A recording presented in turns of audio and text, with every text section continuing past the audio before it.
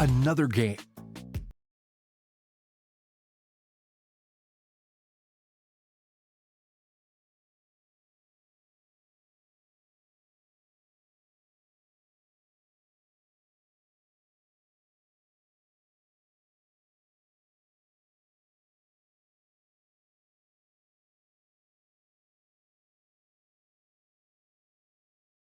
Locally, enjoy casually. Stood at the pinnacle of curling and battled in the most intense games. Out on the ice, there's no room for compromise. And when the pressure's on, every millimeter counts. It's not just a game. It's about maximizing performance. Pushing limits. Seizing victory.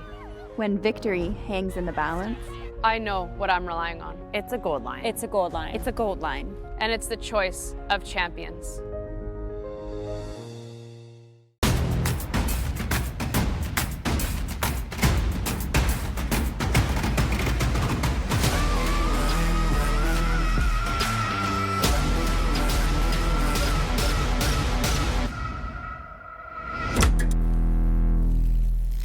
When it comes to the game we love, having the right gear makes all the difference. Gold Line's new curling shoes and brooms are a game changer. The shoes, unbelievably comfortable. And the brooms, lightweight and effective, giving you control on every sweep. When I step onto the ice, I'm not just prepared, I look sharp. Have you seen these shoes? They are a game changer. And the brooms? Light as a feather. It's a gold line. It's a gold line. It's a gold line. And is the choice of champions.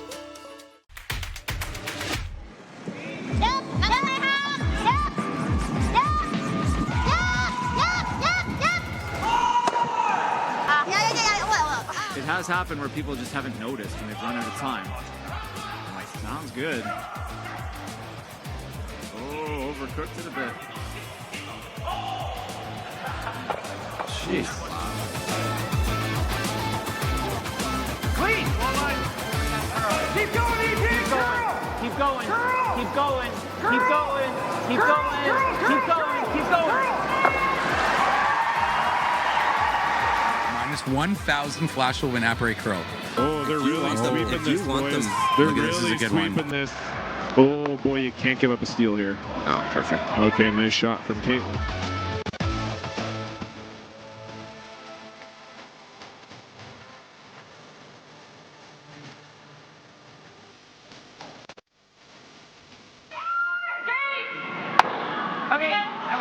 Here we go, it's happening. Yeah, draw for the win for Ryland Kleider. Needs a piece of the forefoot.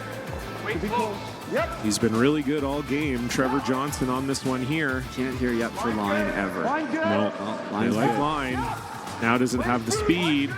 They like the line. Does it have the speed? They're going hard for line. You have to get by this top yellow. Trevor Johnson leaning on it. He's by it. Now does it stop in time? Has to stop in time. What a shot from Ryland Kleider. We thought it was maybe the hardest option up from the booth, but that's why we're not down there. A long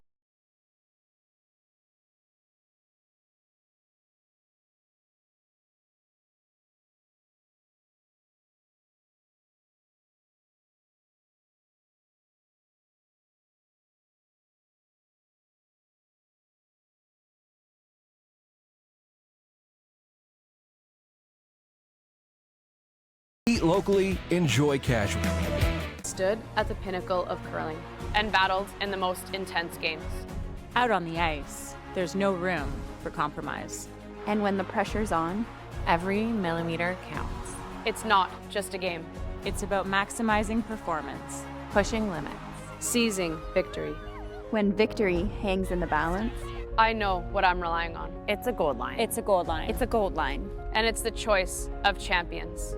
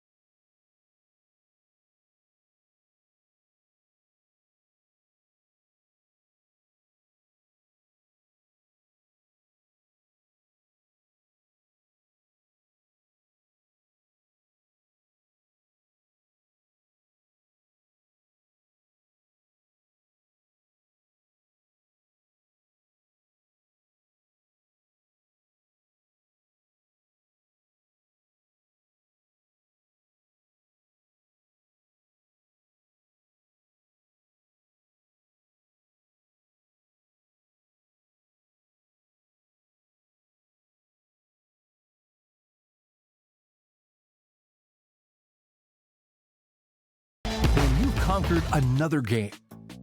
A long day, a job well done, and the final work call.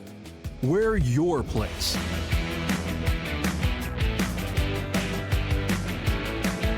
Come as you are.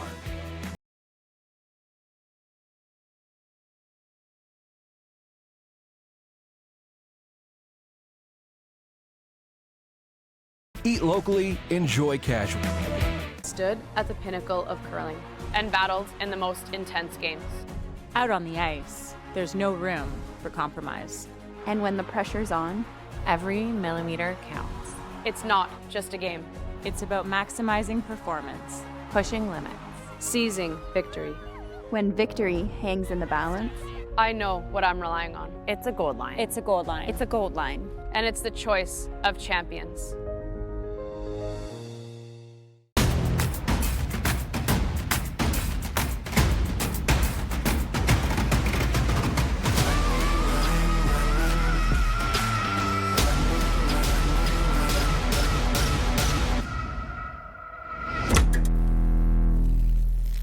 When it comes to the game we love, having the right gear makes all the difference. Gold Line's new curling shoes and brooms are a game changer. The shoes, unbelievably comfortable. And the brooms, lightweight and effective, giving you control on every sweep. When I step onto the ice, I'm not just prepared, I look sharp. Have you seen these shoes? They are a game changer. And the brooms? Light as a feather. It's a gold line. It's a gold line. It's a gold line. And is the choice of champions.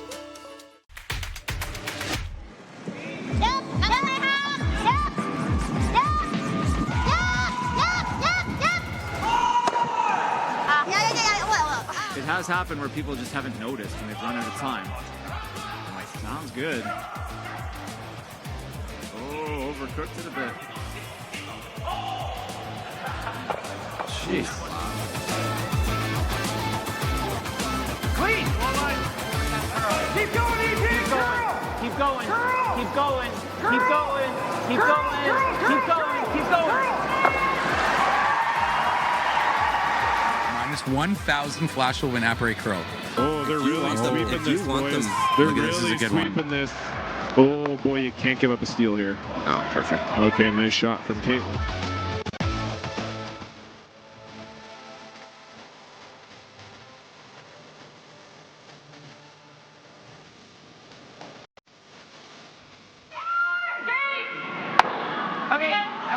But here we go, it's happening. And a draw for the win for Rylan Kleider. Needs a piece of the forefoot.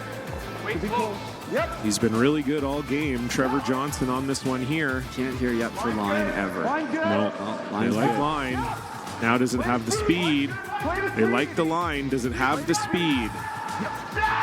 They're going hard for line. You have to get by this top yellow. Trevor Johnson leaning on it. He's by it. Now does it stop in time? Has to stop in time.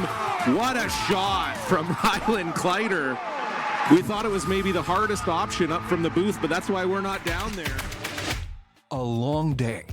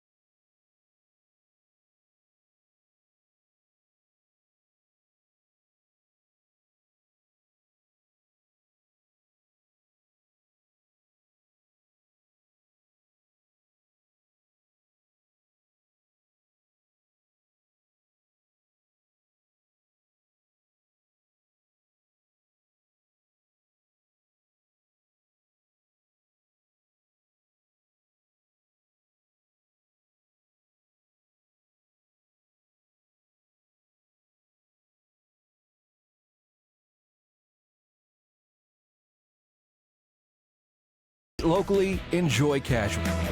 Stood at the pinnacle of curling and battled in the most intense games.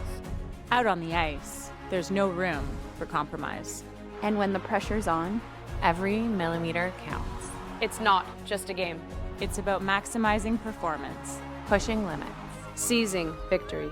When victory hangs in the balance, I know what I'm relying on. It's a gold line. It's a gold line. It's a gold line. And it's the choice of champions.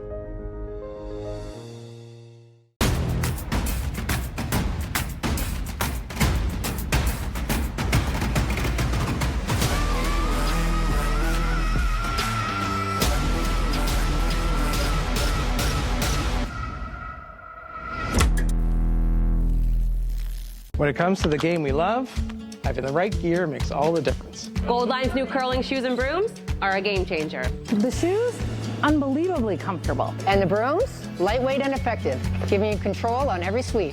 When I step onto the ice, I'm not just prepared, I look sharp.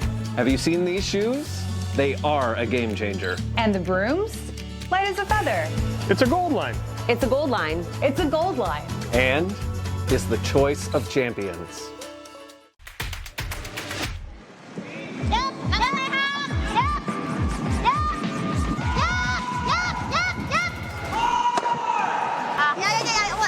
It has happened where people just haven't noticed and they've run out of time. I'm like, sounds good.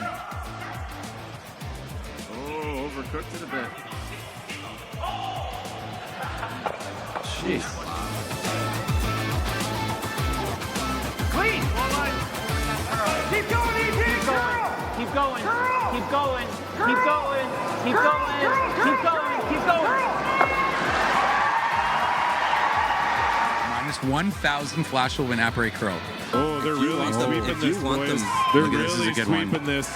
Oh, boy, you can't give up a steal here. Oh, perfect. Okay, nice shot from Caitlin.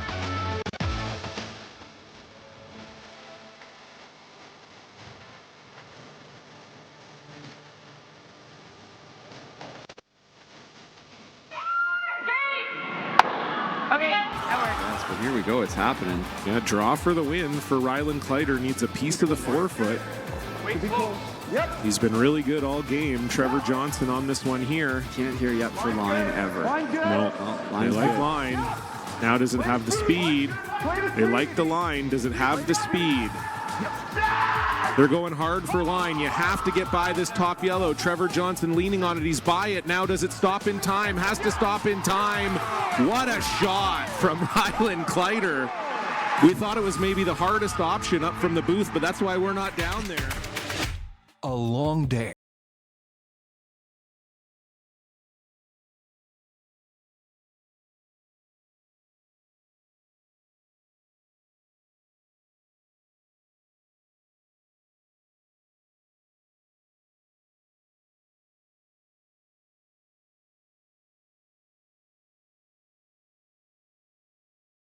Eat locally, enjoy casual.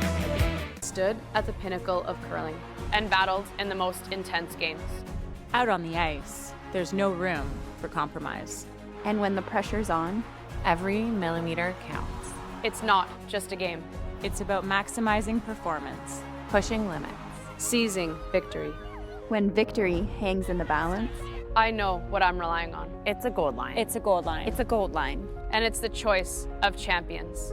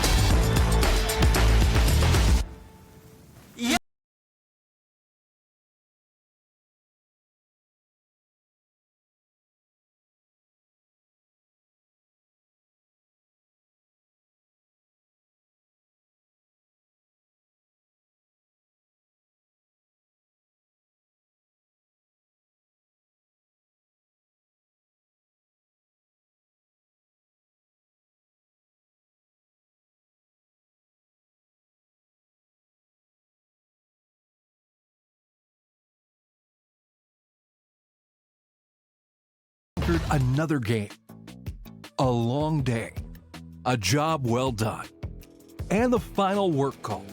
We're your place.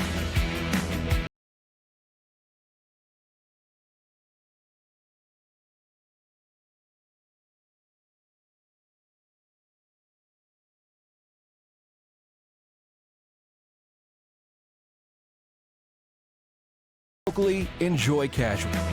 Stood at the pinnacle of curling and battled in the most intense games. Out on the ice, there's no room for compromise. And when the pressure's on, every millimeter counts. It's not just a game. It's about maximizing performance, Pushing limits. Seizing victory. When victory hangs in the balance, I know what I'm relying on. It's a gold line. It's a gold line. It's a gold line. And it's the choice of champions.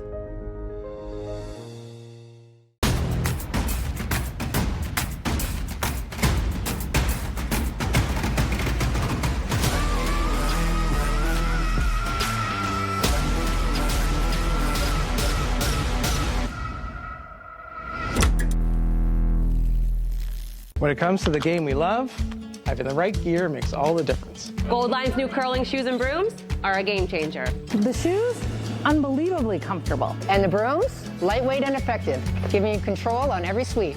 When I step onto the ice, I'm not just prepared. I look sharp. Have you seen these shoes? They are a game changer. And the brooms? Light as a feather. It's a gold line. It's a gold line. It's a gold line. And is the choice of champions.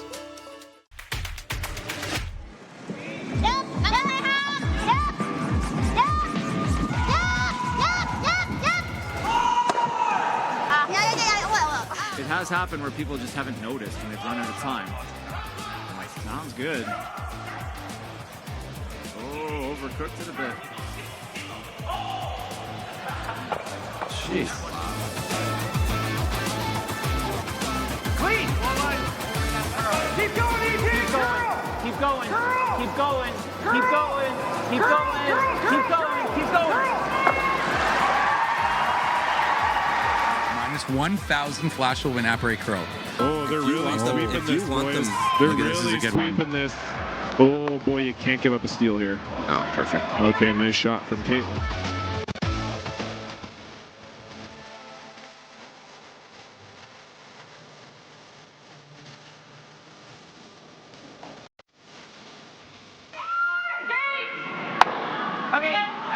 But here we go, it's happening. Yeah, draw for the win for Rylan Kleider. Needs a piece of the forefoot.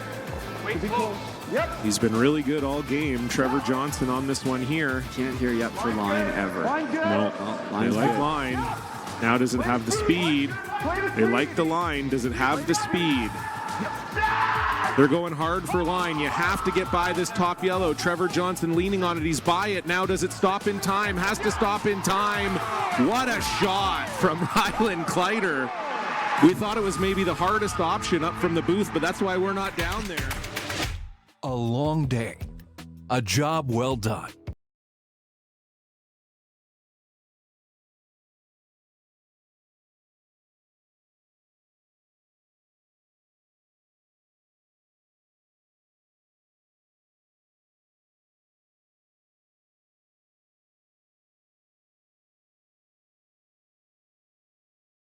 Locally, enjoy casual.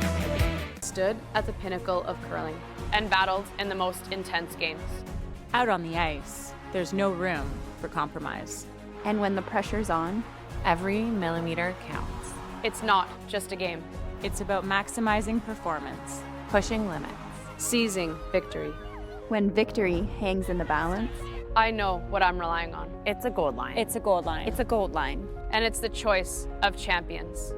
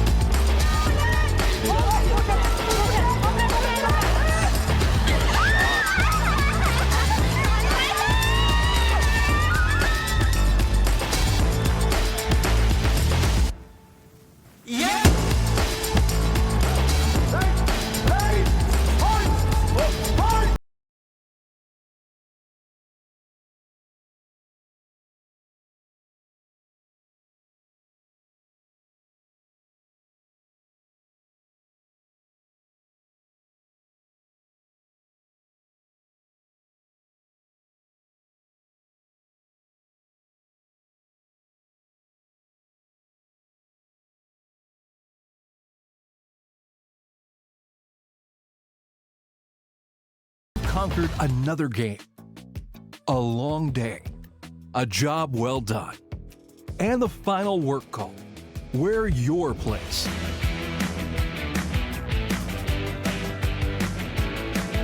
Come as you are.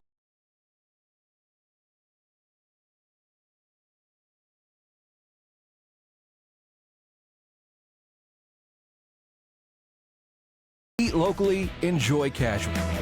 Stood at the pinnacle of curling and battled in the most intense games. Out on the ice, there's no room for compromise. And when the pressure's on, every millimeter counts. It's not just a game. It's about maximizing performance, Pushing limits. Seizing victory. When victory hangs in the balance, I know what I'm relying on. It's a gold line. It's a gold line. It's a gold line. And it's the choice of champions.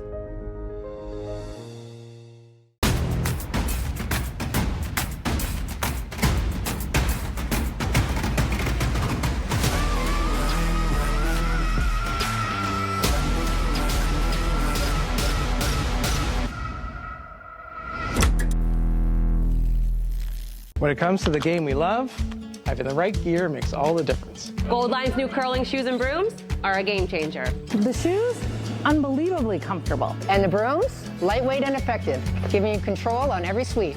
When I step onto the ice, I'm not just prepared. I look sharp. Have you seen these shoes? They are a game changer. And the brooms? Light as a feather. It's a gold line. It's a gold line. It's a gold line. And is the choice of champions.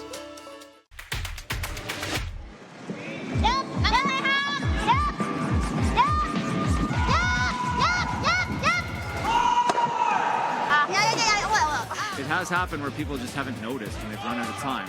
I'm like, sounds good. Oh, overcooked it a bit.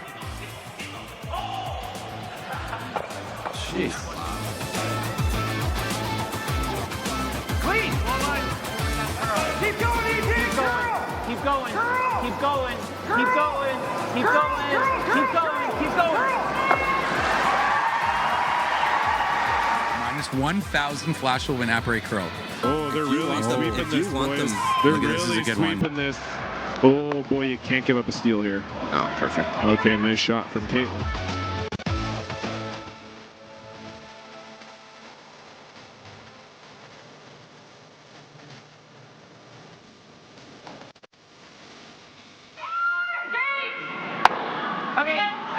But here we go, it's happening. Yeah, draw for the win for Rylan Kleider. Needs a piece of the forefoot.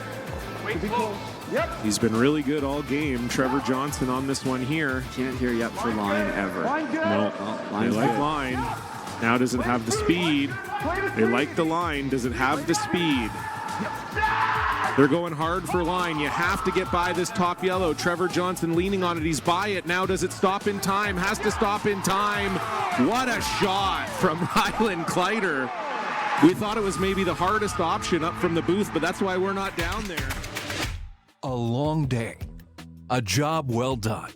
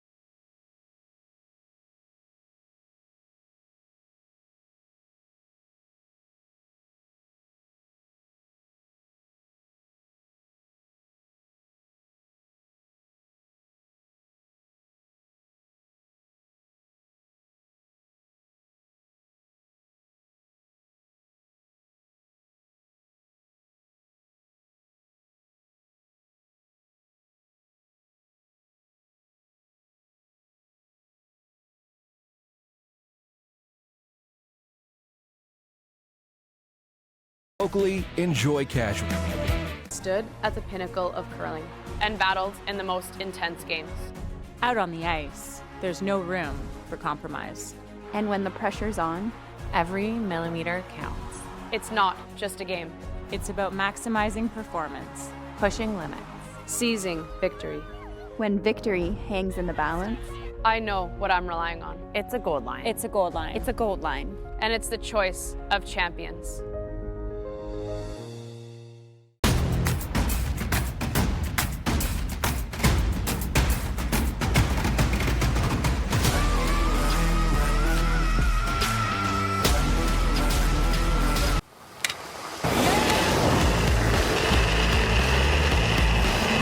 Last drop. Yep. 8th in. From the tie to Isabel Verano.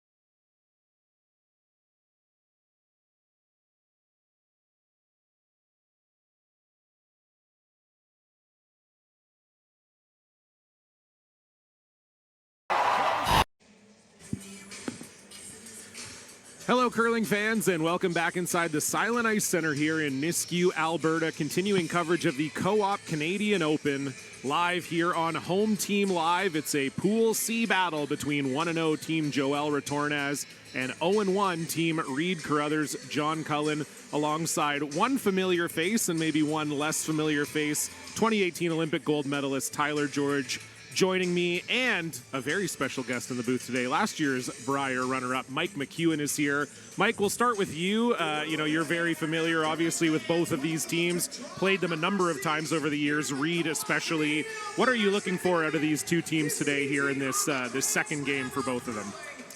Yeah, you know what? We've got great ice conditions here. The Alberta weather is kind of conducive to that, I think. So right now, I'm really looking to see how Joel's team, with their big size advantage, can they use that sweeping prowess to maybe control rocks and placement to the highest level, essentially. Will that be something that's the difference maker in this game? Definitely something to keep an eye on for sure. The sweeping battle always at the forefront when these Italian men are involved. And Tyler George, you were here yesterday. You watched 3 of the games out on these sheets. Mike's been playing, but you've been up here. What have you seen so far out of the ice and maybe out of these two teams in general? Well, the execution's been really strong so far. The ice conditions, the teams all said right from the start of the game, they felt like the speed was really consistent. Didn't really see a lot of change first end of the 8th, and right out of the gates, they felt like they could play a little bit more aggressive because they felt comfortable with the ice. And we saw some teams playing a little more aggressive. We saw for the Jacobs-Dunstone game last night that a lot of trading hits, a lot of cat and mouse game. But I think now with the teams, with a game under their belts, we're not going to see anything different. We're going to see rocks in play. We're going to see some points on the board, and neither one of these teams is afraid to mix it up. Yeah, no question. I think both teams will be looking to get into it right away. And Mike, while we're waiting for things to get going, I think it's interesting that right away, one of the things that you identify as maybe an X factor in this game is the sweeping. You've been around the game a long time. I know people love to hear your thoughts on the game. And maybe just before this gets going, tell us a little bit about sort of the evolution of sweeping, over the last 10 years or so. It really has become such a vital part of the game. Yeah, in Canada, we probably saw the physical level amped up with the Team Jacobs emergence into the 2014 Olympics, and it's progressed. It's spread out over every team, international and Canadian. And now, honestly, as a player, when I'm looking out there to build a team, I have to accept that I want a big man or strong lady. I need a big player on my team to be able to match what's out there. And Team Retornaz, obviously more than one big man. Yeah.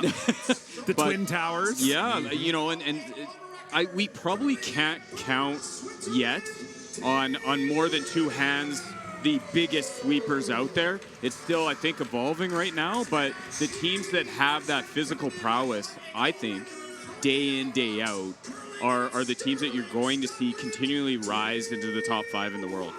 Well, I mean, you've had, obviously, you added Colton Flash, started playing with him last year, and I think a lot of people, we were even talking this morning, Brent Lang, your coach, saying he believes Flash might be truly the best sweeper on tour. I mean, it's definitely a conversation, but, you're kind of, I think people are identifying you're playing as good as you've ever played. You said it yourself. Is Flash being on the brush and helping you make those shots? Is that sort of a part of your kind of resurgence as well? I think so. It's as a thrower, I have trust in the guy beside me.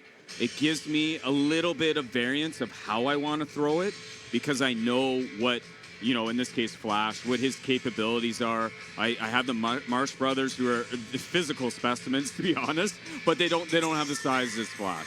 So it allows me to groove a certain throw that I can do consistently and have a lot of confidence in.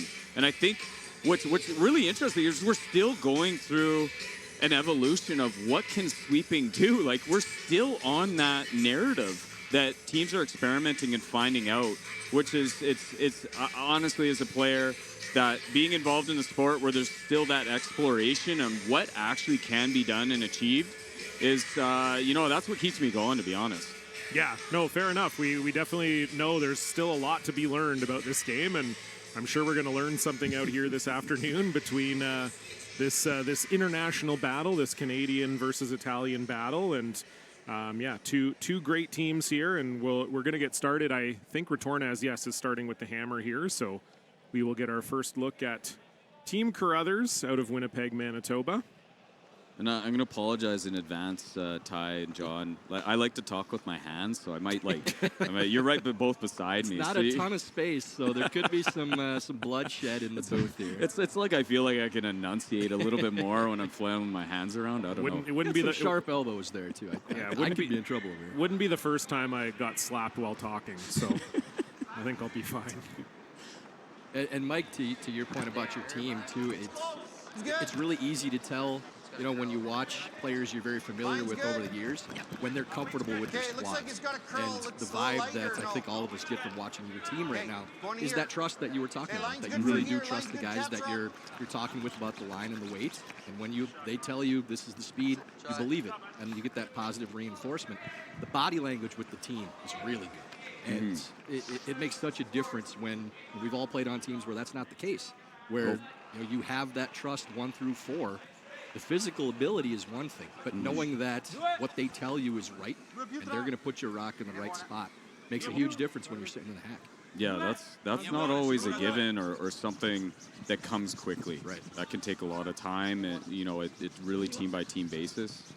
And I'm seeing, we talk about Canadian teams a lot, our familiarity with them, but having recently played the best world teams. I am noticing, just the high-level dynamics. Sometimes I don't know what they're saying, but in the case of the Team Retornaz, I can feel those dynamics and that unity and that trust. Yeah, that they are very strong units in their belief system. Max line now. So probably the start we expected as center guard goes up for Team Carruthers and a corner for Team Retornaz. And, we talked a little bit about this morning, Brent and I did, but, Team Retornaz coming off of a slam where they didn't qualify. And, that's not something we're used to seeing. They're the world number 2 team. They tend to qualify at most of these events. How do you think that... they're looking to bounce back from that? Maybe, Tyler, I'll start with you. I know you had some slams you didn't qualify in, and how do you look to bounce back from that?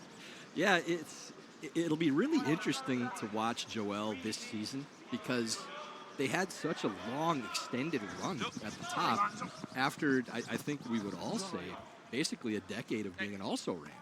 And this team rose to the top. It wasn't really that much of a gradual run. It was just all of a sudden, geez, these guys are legit. And they kept it up for such a long period of time that staying at the top in our sport, staying, up there with what we're learning about sweeping and what teams are adjusting with, and, executing and keeping that eye of the tiger for long periods of time is really difficult. So this is the first time since they reached that #1 ranking that maybe they're facing a little bit of adversity. So how mentally strong are they? What adjustments are they making? Are they able to come back and get on a hot run again, or is this going to be something where they're in the middle of the pack and maybe waiting to peak until you get to that Olympic season? So this season for them is going to be a really interesting one to watch.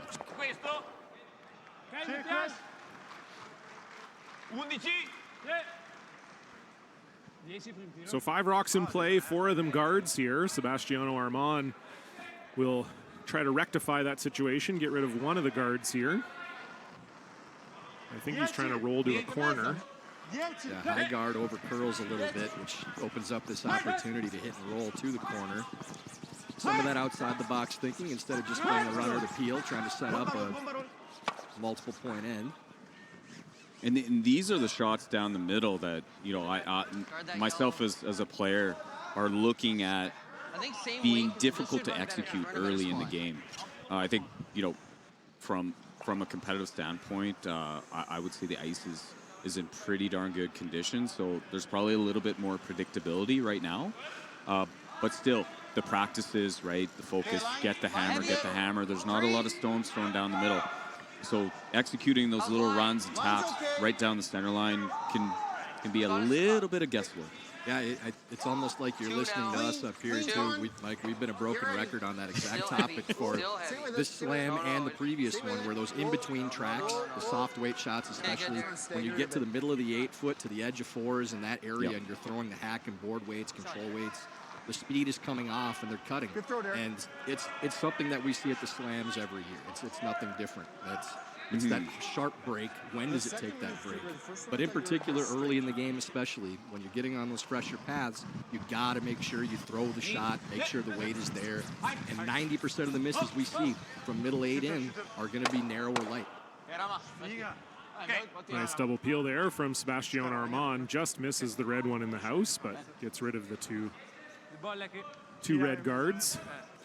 Did you get a sense of the speed this morning? Or are we picking up speed today? I know yesterday from playing, the practices were, I want to say it sped up a second and a half, maybe almost 2 seconds by the time game started in the worked-in pass. And that just gives you an idea of the difference. We can be talking 6, 8, 10 feet difference in speed from a worked-in path to something that hasn't been touched. What did it look like this morning? Oh, you have to ask John on that one. No, one of us got the morning Tyler off. Tyler was still in bed. That 3-game day yesterday. Yeah, 3-game day yesterday, and maybe nursing a little political hangover. But no, definitely not live. I'm just saying, I think, Catlin hogged rock there. I don't see that too often at this level. So maybe a little slower, Mike. No, just there you go. It was definitely a little quicker this morning. I think we saw with the game between Tirinzoni and Schwaller, particularly Alina Petz, seemed to have a really hard time dialing in draw weight. And I think we're on the same sheet as this morning, sheet B. And I think one thing we noticed is that this intern that Amos is throwing here, anything towards the middle of the rink, so like towards sheet C, was curling a little bit more. And so I think the draw was a little tricky because there were certain paths that were curling a little more than others, and that's a really nice shot there from Amos.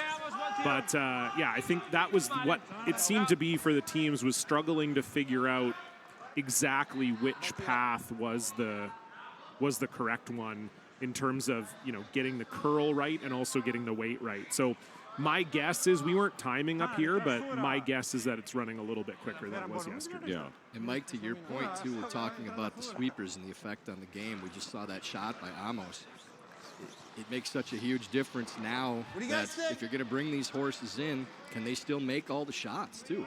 And obviously we know, as an Olympic gold medalist on the doubles side of things for Amos, he's got every shot in the book too. And when you combine those two things, the weapon of the big broom, a lot of the guys that we saw in the past that were the big sticks didn't necessarily throw the rock that good, but they were still a weapon for their team. But those guys helped you win games. Now it's not good enough. You have to be able to play every shot and be that effective on the broom to be a difference maker at the top level of play. Yeah, there's no hiding a weak shooter like in the old days. I think we always used to joke as teams, you know, there's always a position you can kind of hide a guy. I wasn't going to be the first to drop an actual name, but you can go right ahead if you want. But yeah, so certainly. Just look at the list of seconds over the years, and you can kind of leads first, you and then you could go to the self-aware guys too, the Steve Goulds of the world. You say, I'm going to give you 75%, but I'm going to beat the hell out of a sweep. You know, Steve was a winner. There's a reason why you had him on the squad. That's right. It's just those things are few and far between these days too. And you know, would you take Steve on your team today? Yeah, you would, absolutely, 100%. But the point being, all these guys that come in with that big brim have the ability to affect the game shooting. Yeah. So a nice come around for Caitlin Schneider, but a straight run back would lead to the Italians sitting 2 here. They need this one to stick on the rings, though. Downed his weight to try to make that too. They're obviously very comfortable with that outturn by the line path holding, even with like a controlled weight hit, because they're honestly trying to make a perfect run and stick with when they're downing that type of weight. Yeah, we saw that a lot this morning too with Schwaller and Tirinzoni, and I think this is something the European teams in general do well. And that's not to say that Canadian, North American teams don't do it also, but a lot of them do, you know, they're not afraid to play like a quiet weight run back if that's the best shot if that's the best shot selection for the result. And yeah, certainly saw that there from Amos. Unfortunately, doesn't hang around, so this will be a chance with Reed Carruthers first here in the first to apply a little pressure to his counterpart Joel. And Mike, you know as a skip too, anytime you get a free look like this in the first end of the game, draw to the button going around the center guard, this is music to your ears. And a good opportunity to put a little pressure on, but really just great to be able to get that draw to the button right away. Still has to be, you know, Reed's going to slip deep here and maybe not get the finish he was looking for. I think it was more just a weight issue, being a little bit heavy, but that's still an exacting draw because of the guard height, because of the run back ability and the chase ability of Joel. That, you know, that's still a very precise shot. Reed's looking for that just to be probably, you know, in the 8 foot, maybe biting the 4, try to get the depth so it's as hard a possible shot for Retornaz to combat to sit 2. Yeah, that's considerably deeper than where they're looking, because with where that rock is set up, where that guard is set up, you're probably only looking to top 8, maybe bite top 4. So maybe just picking up a little speed from what we saw in the I think, and you know, Reed had ice, I think, edge of 8. Yeah. And you guys had mentioned maybe that's running a little. There's might be a slight pull towards the middle of the building, and that didn't look like he got the finish that we were maybe expecting. So opportunity here now for Joel Retornaz. Come around in a small tap would leave him lying 2 with the hammer here.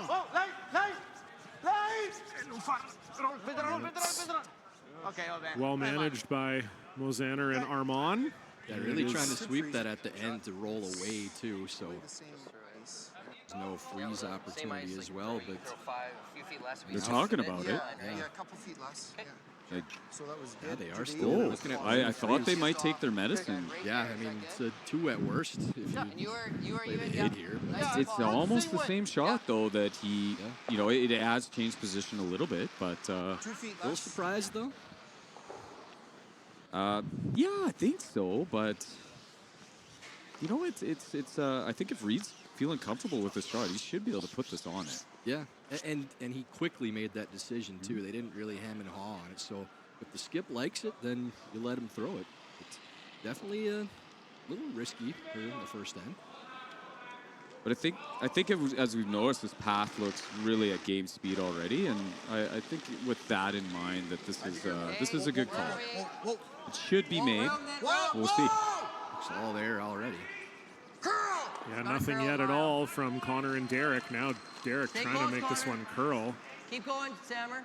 That's got a long ways to go. Yeah, Keep going. this Really is not the same line as his first one.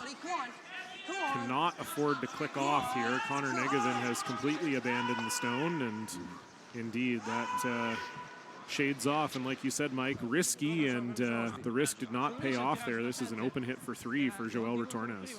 Yeah, that's a tough one for Reed. you know, honestly, he's probably looking at trying to throw T-line to back button, back 4 out of his hand and let that shot be made with sweeping. But that was thrown, I think, to the full back 12, back line out of his hand. And not a lot of room for the sweepers to be able to correct that. Yeah, you like to, give him an out, but it really looked like it was all there right out of hand. I don't think it surprised the sweepers at all. They were calling it right to where it went the entire way down. And I have noticed, just my one game experience yesterday on the ice. The surface is nice and hard. It's nice and clear. We don't have, a frost issue that I've seen here. And if you're trying to carve a rock, you're maybe not able to do as much as you can in some conditions. So no trouble there for Joel Retornaz, and it will be 3 for the team from Chembra. We'll see if Reed Carruthers can find his way back in after this. It makes all the difference. Gold Line's new curling shoes and brooms are a game changer. The shoes, unbelievably comfortable. And the brooms, lightweight and effective, giving you control on every sweep. When I step onto the ice, I'm not just prepared, I look sharp. Have you seen these shoes? They are a game changer. And the brooms, light as a feather. It's a Gold Line. It's a Gold Line. It's a Gold Line. And is the choice of champions. We're back.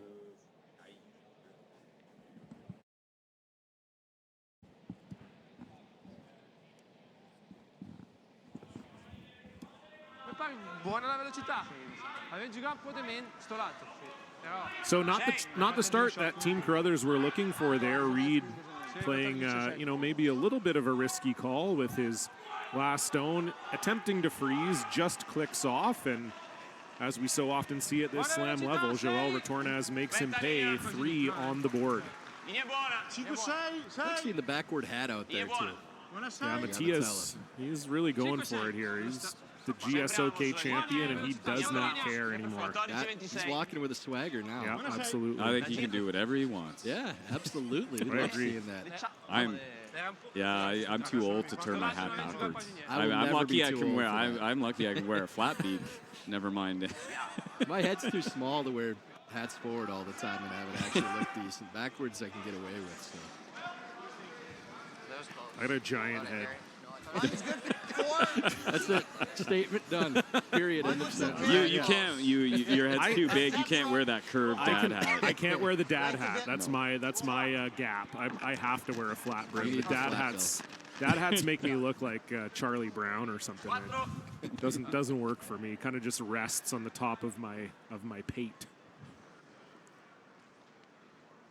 We'll see how this is always interesting with a 3-up lead. 5-rock rule, how teams defend, and we're early in a game. I've watched Team Retornaz a little bit. I would say they're probably usually on the aggressive side. So we'll just see how they. It's always interesting to see how they set up the defense when you have a significant lead. And that's one of the things that has been so great about 5-Rock too is for the broadcast side, for viewers. It's kind of a cookie cutter end a lot of times, even this early in the game with a 3-0 lead with 4-Rock, that you know where the first 4 are going, and that 5th rock is almost assuredly going to be appeal. But now it's figuring out, and it's been a couple of years that we've had 5-Rock, and teams are still deciding what's the best way to defend, especially with that 5th rock. Where are we going? Like we've seen anything from 2 guards, 1 in, 2 in, 1 guard, 3 in, 1 under the corner, cutting off the draw path. We're still going through that as a team. Yeah. I don't think there's a one answer that fits all, and for each team or each game or situation. Yeah, never mind, and right? that's a great thing, Mike, too. It's just, frustrating as it can be to figure out, what's working, what's not, and getting the data and figuring out what's best for your team. It's not a bad thing that teams are still trying to figure out what the best course of action is, and the variance based on how your team is playing, who you're playing against, what point in the game it's in, how the ice is playing, all that. None of those things really mattered that much with 4-Rock. It was just kind of, this is what you're doing. There was a cookie cutter defense, and even when we were able to do the ticks on the center, there was a definite one defense only that was, if executed, was the perfect defense. Now, we have, I don't know, we might have more questions or more questions than answers at this stage in teams kind of figuring out what fits for their game plan. Yeah, and it's interesting too, talking to top players and getting their opinions on it. Some of them are very steadfast against certain shots. Nicholas Sedin in the booth last night with me in the 8th end in a 2-end game. The team went out hammered through 2 in and then through the 3rd one to the draw path, taking it away, going out of the corner. Nicholas hates that shot. So, you have 2 of the top skips in the world that feel completely different about the shot that they chose to play. You got to love that as a curling fan, and watching the games knowing that there's going to be that type of variance. We're still testing things out. So, if any of our competitors are listening, they don't know what they're going to get from me. Yeah, can't map this one out. Don't want to reveal trade secrets on the broadcast if you can help it. I honestly like being a little bit unreadable at times. That can obviously catch me. But I think that's a good thing that your competitor doesn't always know what you're going to do. So in this case for Joel Retornaz, it's been guard mode, put up a center guard with their 3rd stone at the end, and continuing that trend here for Sebastiano, guarding that shot stone in the rings.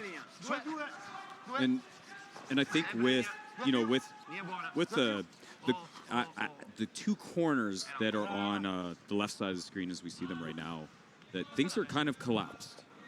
So it'd be Reed's got an opportunity here to try to get the play to the corner.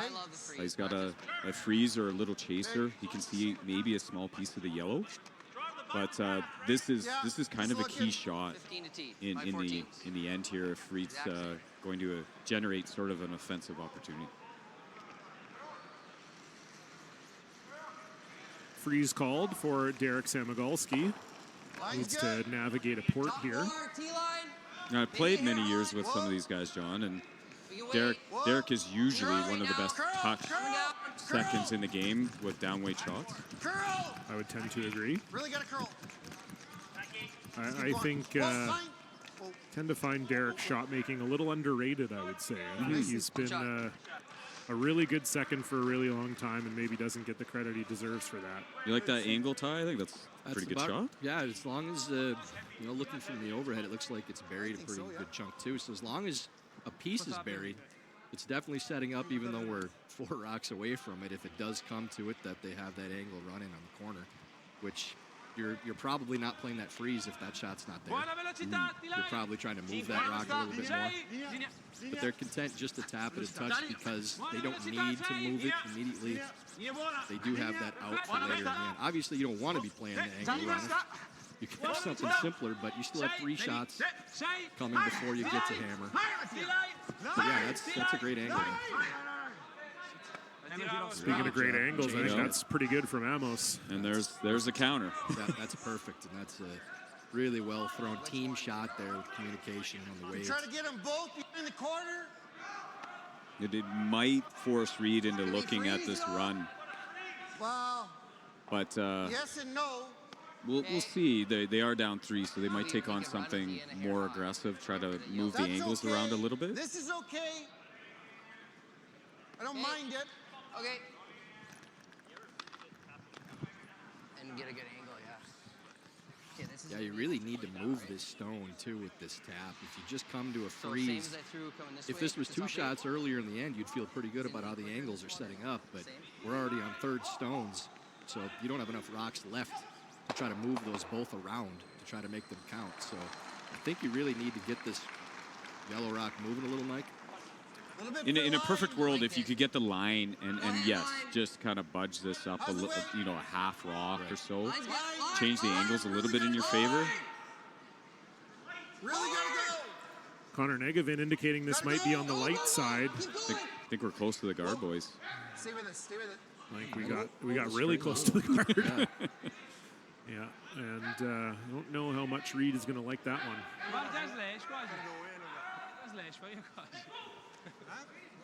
Yeah, just such a perfect shot by Mozano to put them in this spot too. And just like that, we're might have another guard come in here, but we've already got a wall of 5. Yeah, the angles for the run-in now, too, really don't play very well. If you play red, it's probably just a 6-1. Elmo's going to come down and take a look here. And probably the question, you know, my Italian is pretty rusty. I did play a World University Games in Italy. Trentino, right? Yeah, 2003, and we're counting on you then. You know, we're pretty close to the same age group, and Retornaz was there. So 55 plus. I think I learned how to ask for a beer, and you know, my limited Italian words. But sometimes I think what they're talking about is sometimes the best guard is another one in, being second shot or what have you. So they're looking at, do we come in or do we throw another guard?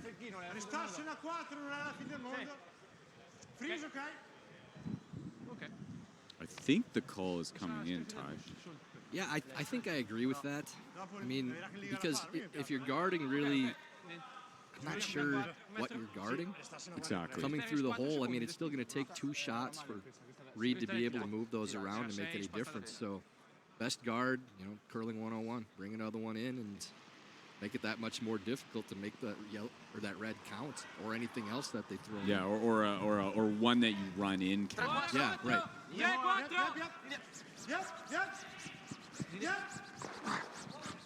got to go, too. Yeah, Mattia on this right out of the hand here.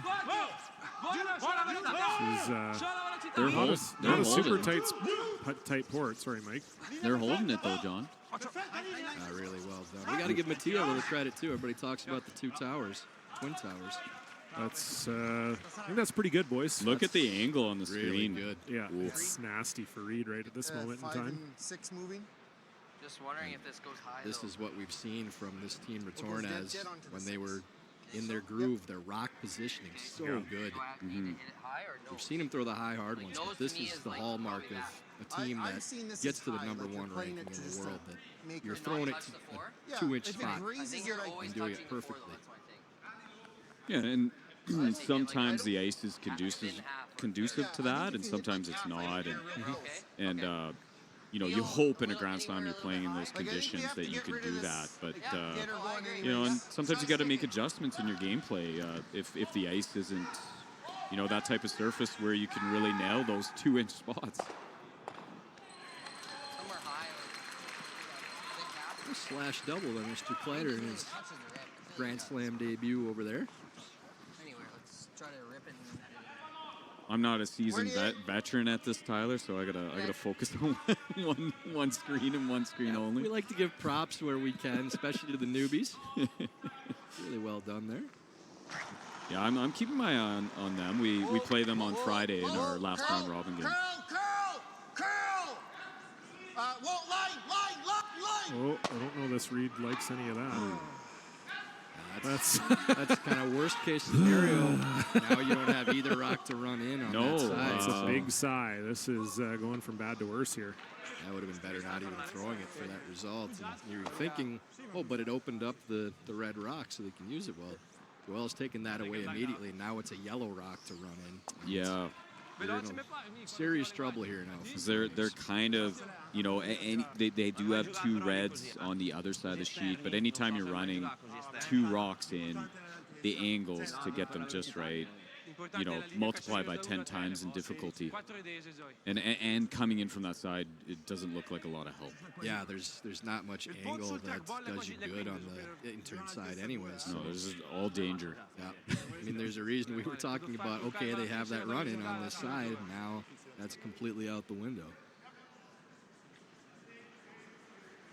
So it's on Joel now to make a good guard, and it's going to be a world of pain for Reed Carruthers when he takes control of the T-head.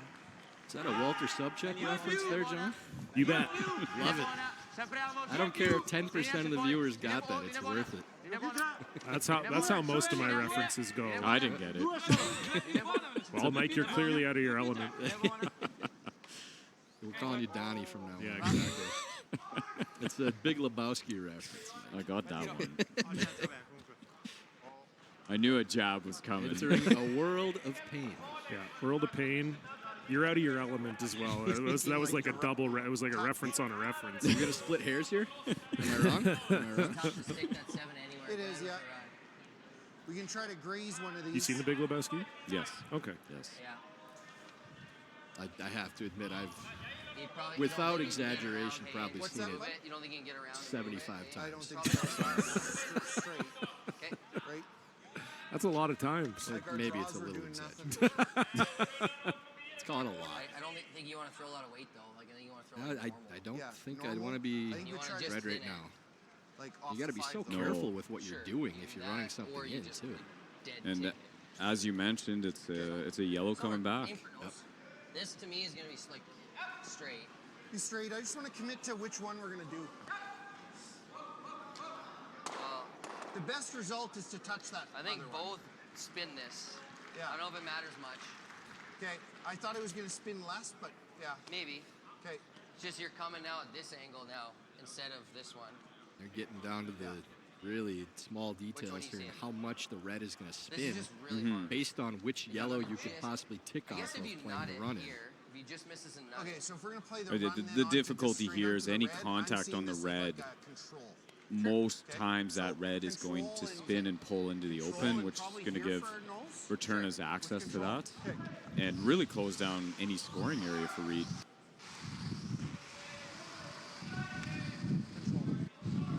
Yeah, the question would be, if you throw it hard, are you getting drag on those two yellows to miss your own red? They don't believe it will.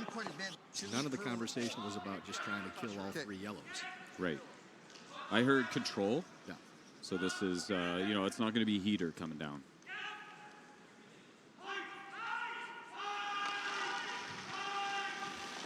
So first rock here for Reed Carruthers, and his middle name's going to need to be damage control here.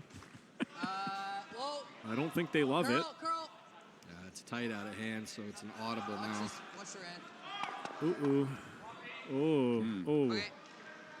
Oh. Ouch. Ouchie. Uh-oh. Can you don't know the smoke that red now? Oh, man. If you could ever get that red out. Talking game over, boys. Talking Mr. Mike's time. Oh, baby. Turn for getting out early. Yeah, give me a steak. Hook me up. I'm ready. I think for Retornaz, says I'm looking at the setup here. Contact on the middle, try to roll your shooter into basically, where they're tapping. 6 inches over, yeah. They basically have the whole side closed off. It's really about where does your shooter go to make sure Reed doesn't have an avenue into the forefoot. Yeah, and if they choose that shot. Yeah, and so many times when we see setups like this, you look at the scoreboard, you say, well, you have the steal locked up right now, most likely. But this is a chance to end the game because of the way the yellows are positioned. If you make it, there's no way in, and it's not really that difficult a shot either. So I 100% agree that if you can get this red out, block that forefoot path off, yep, you could put up another big end. Absolutely play this. Yeah, and I think to your point, there is 2 good shots. Yeah. It's I like the one they're playing here because it's almost unmissable to get rid of the red. You might roll to a spot that gives him a shot if you get unlucky, but this is far less risk probably than playing just straight to the red. And I think you can get the best result. As you said, Mike, if you just roll the shooter a little bit where they were tapping, then there's no pathway in. And we're in the second end, and to be honest, this could be a game-winning shot if it's made perfectly. Well, we'll see if Joel Retornaz has it in his locker here. Chance to really put the screws to Team Carruthers. Sebastiano Armand trying to make this curl. You got to get rid of that red if you can. How far does it go? And it goes far enough to leave Retornaz lying 4, but he might have actually left a shot for Reed here. And just that shooter, they weren't able to get enough curl, and that shooter rolled too far, leaving that sort of that hole, that avenue to the one on the button. That curls a little bit more, and it's all blocked. Yeah, they're done. just an operator error there. Still agree with the shot. I can play the out. Like his was, you saw Yeah, his unfortunate for Retornaz. It was looking like a steal all the way, but this is, as you can see from the angle there, wide open. The yellow stone for Reed Carruthers. So chance to hit the panic button and eject from the helicopter here. Score one.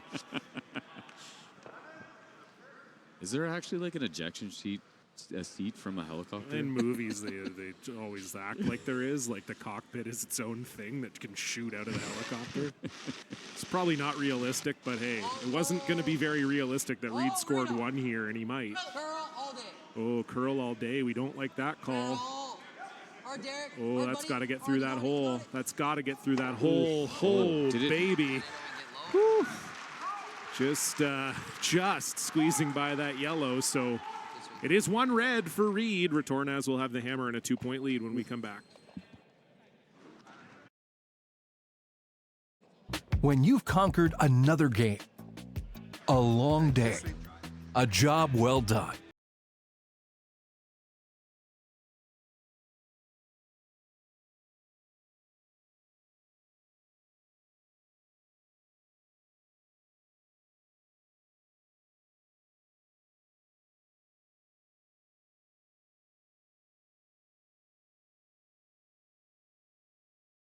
enjoy casual.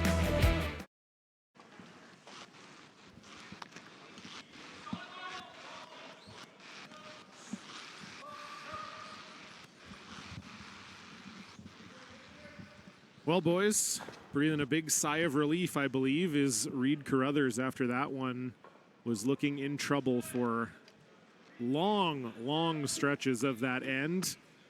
Almost missed his last shot, but puts one on the board. They got to get their feet under them here in this third end. Yeah, still agree with the call. Obviously, just if you make the shot you're playing, Reed's in absolute jail. And I think regardless of where they would have thrown a guard, there still would have been a shot for one.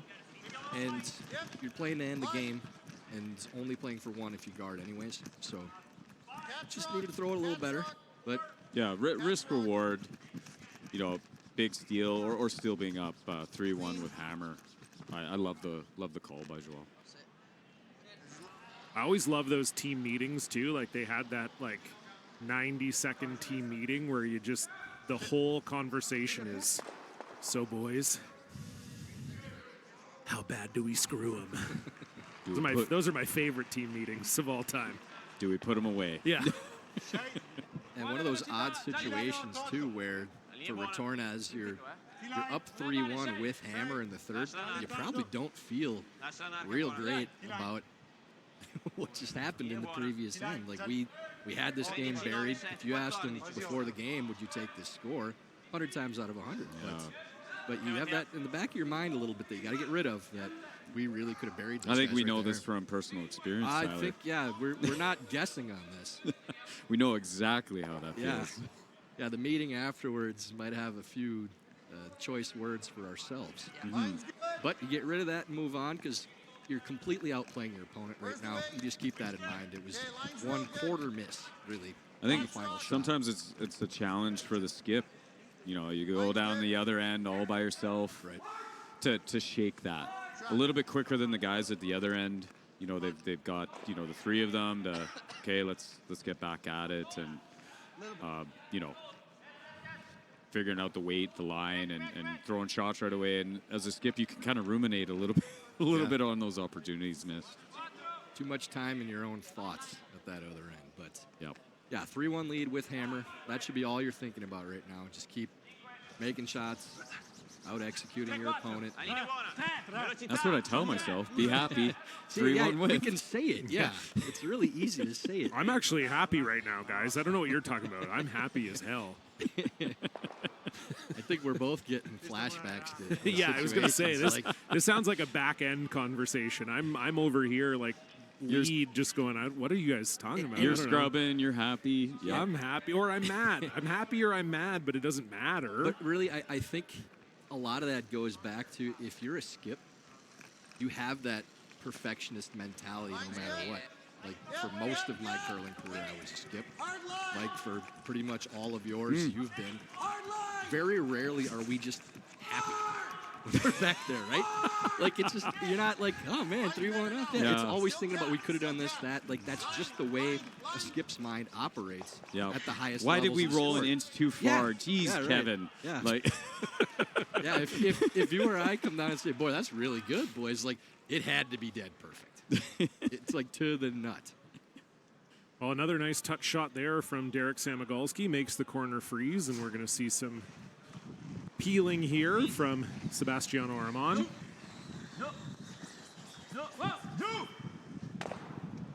Ooh, just misses getting all three of them there, does Sebastiano. Speaking of just the wrong side of the half-inch there.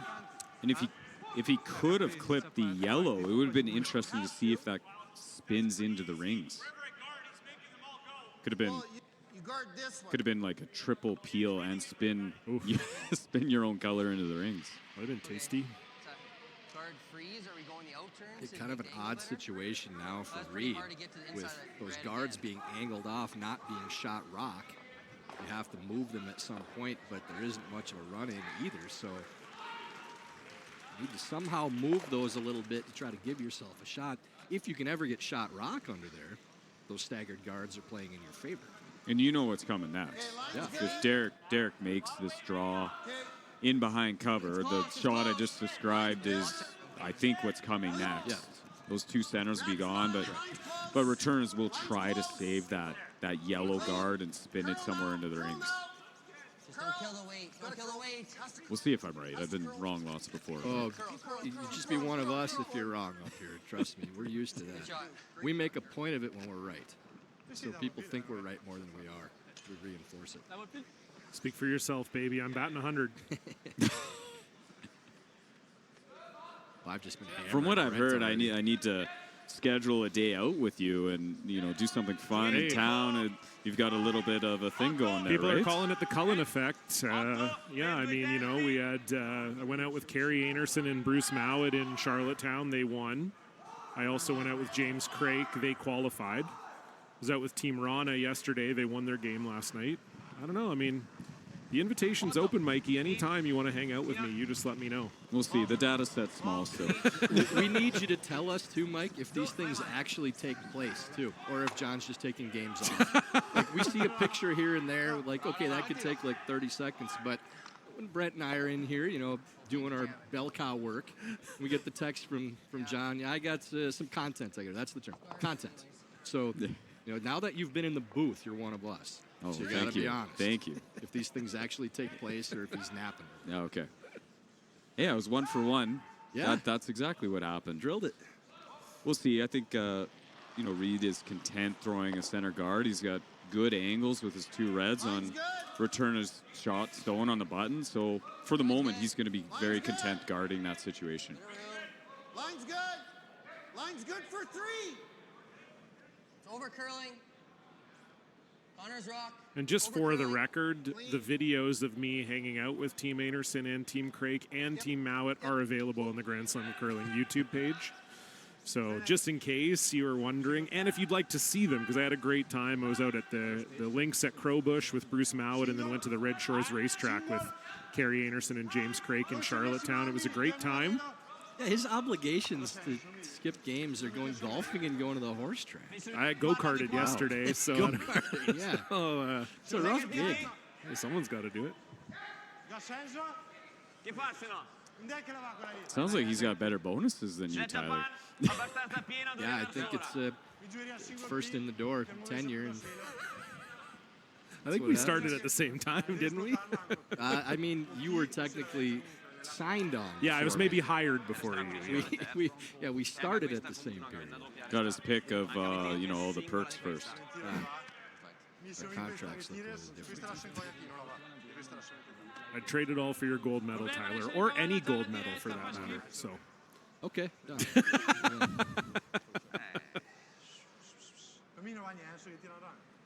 So what do you think they're talking about here, boys? Well, you're playing scoreboard before anything else in this situation. You know, this is a little different than the previous end where you thought you could really put the clamps down on the game. Reed's got a decent setup with where the angles go right now. So, you know, if you peel this guard, what is Reed doing? I think that's the conversation they're having. I still think you're peeling regardless because there's still 3 shots left. But I don't know that there's a good spot they could have come around to here, Mike, that gives you a better setup for the last 3 with being up 2 with than just peeling. I would agree. My feeling is maybe not no for this third stone.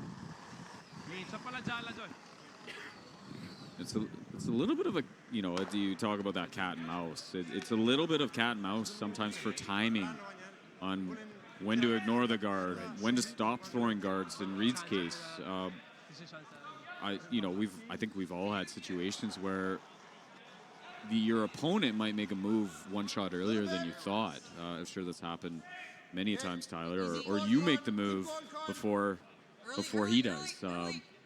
So I love these nuances in the game.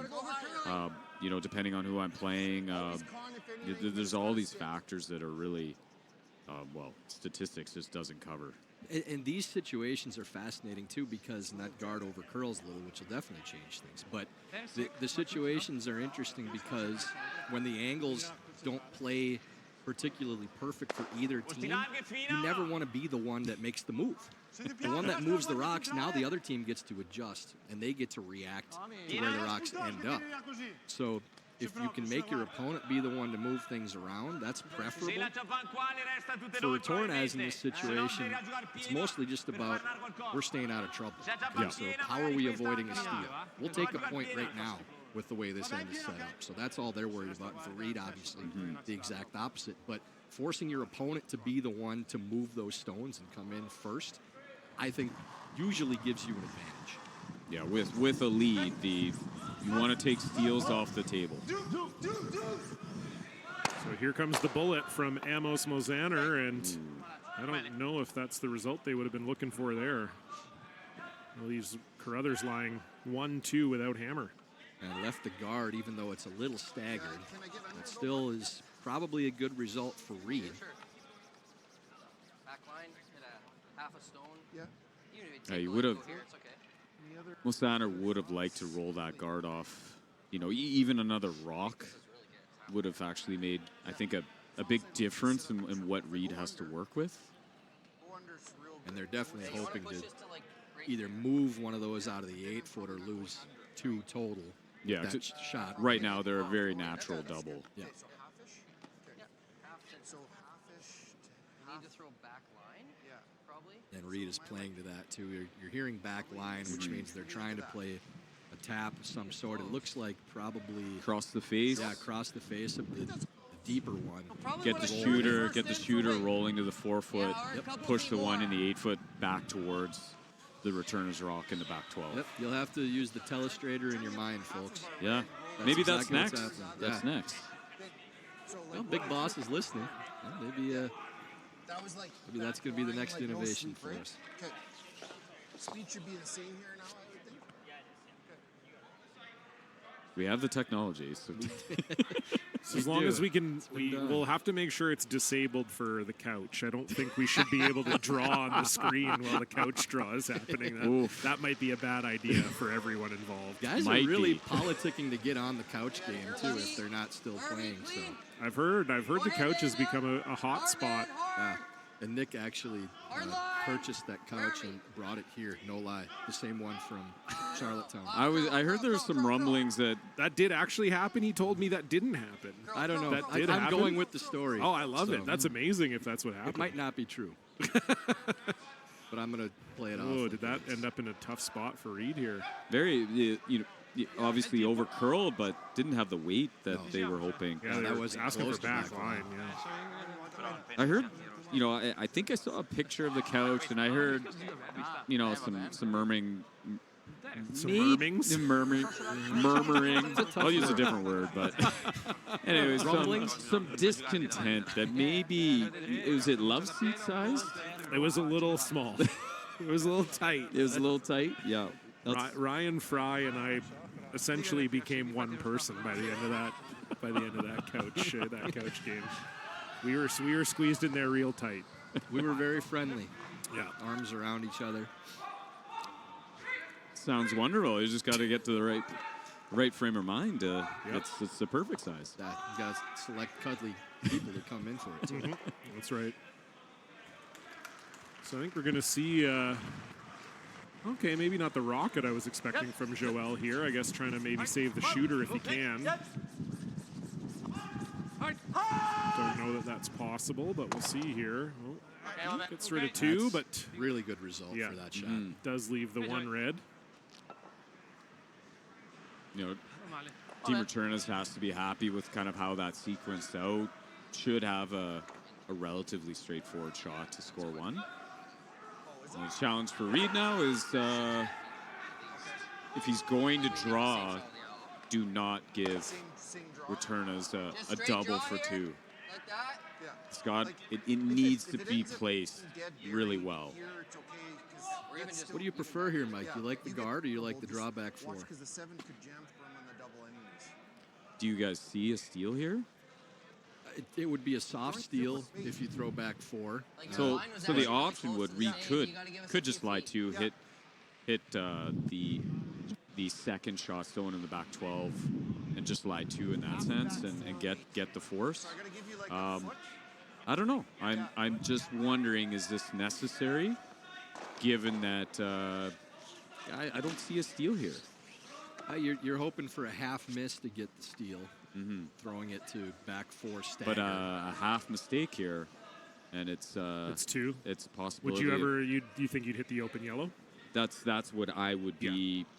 If a different shot selection, I would be considering that. I don't think there's a ton of risk playing this draw, because if it ends up behind the tee line, anywhere across the center, you're forcing anyway.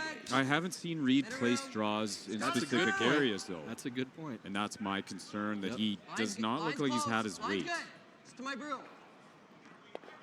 Looks a little heavy, potentially. It's close. Should be okay. Oh, wow, that really came down, actually. It did. It actually stopped to half foot short of where they wanted it. Does Joel there. have this shot? I think he does. Yeah, it's definitely there. It's not easy, but it's there. Thin, but not a ton of risk unless does it play into a jam on the back. I think he should hit go that, over the top thin, if you make thin and over the top. Yeah, I think if the shot's made, if the double's made, you're not jamming. Yeah, that was just, I don't know if it hit the brakes or what, but kind of looked like it, a little bit of an error otherwise. From where we're sitting, it looked like it had quite a bit of weight. Yeah, if that gets to half in the back of the 4-foot, they're not playing this double. No. And for a number of reasons, and we could probably go deep down, why? Doubles down the center line are often very comfortable for shooters to go at. To the high line. Yeah. So here we go. Final stone, Joel Retornaz. Sebastiano Armand on it out of the hand. Does he have it for 2? Wow, almost jams it to give up 2. Is that little extra curl to that side? Could be. In any event, that's a steal for Reed Carruthers. They are closing the gap, but Retornaz still up 1. I've stood at the pinnacle of curling and battled in the most intense games. Out on the ice, there's no room for compromise. And when the pressure's on, every millimeter counts. It's not just a game. It's about maximizing performance, pushing limits, seizing victory. When victory hangs in the balance, I know what I'm relying on. It's a gold line. It's a gold line. It's a gold line. And it's the choice of champions.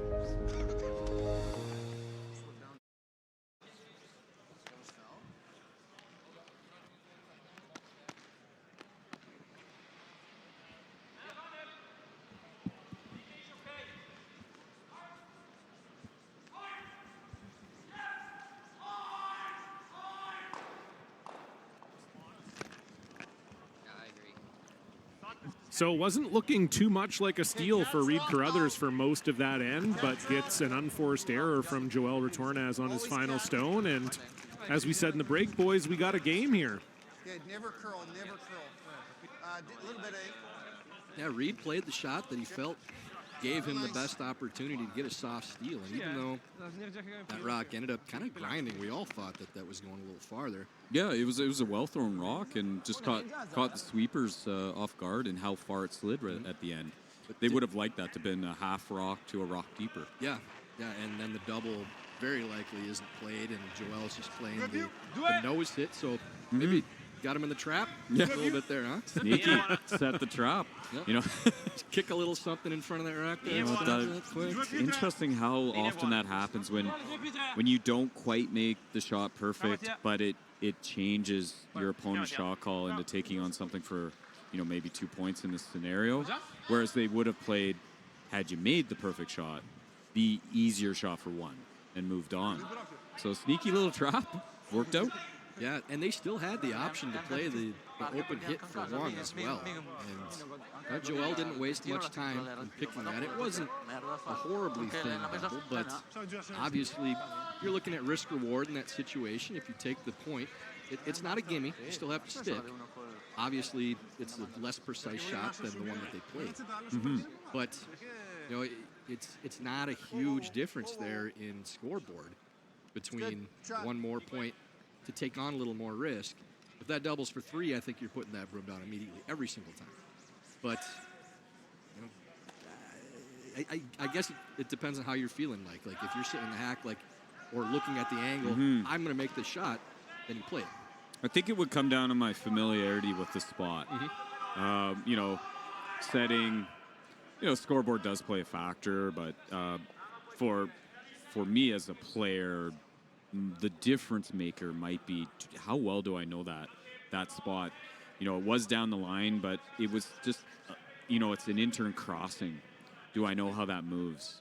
Obviously, they felt comfortable with it, but that would come into my evaluation on whether I throw that shot or not. And to your point earlier, too, the players have said it seems like it's kind of banked towards the middle of the sheets, so that particular shot would curl more than the opposite turn. Yep. And it had to climb the center, but it didn't have any problem doing that, obviously. It over-curled for the shot they're playing, get too thick, so we'll be keeping an eye on that throughout the week. If it is indeed getting a little bit more curl going towards the middle of the arena. I think that's an early fair assessment. We played on sheet C yesterday. I noticed a slight tendency again, maybe the middle, or and it could even be an airflow thing. There's probably lots of science to it that I don't understand, but I definitely have a thought that there might be a little bit more movement towards the middle of the building.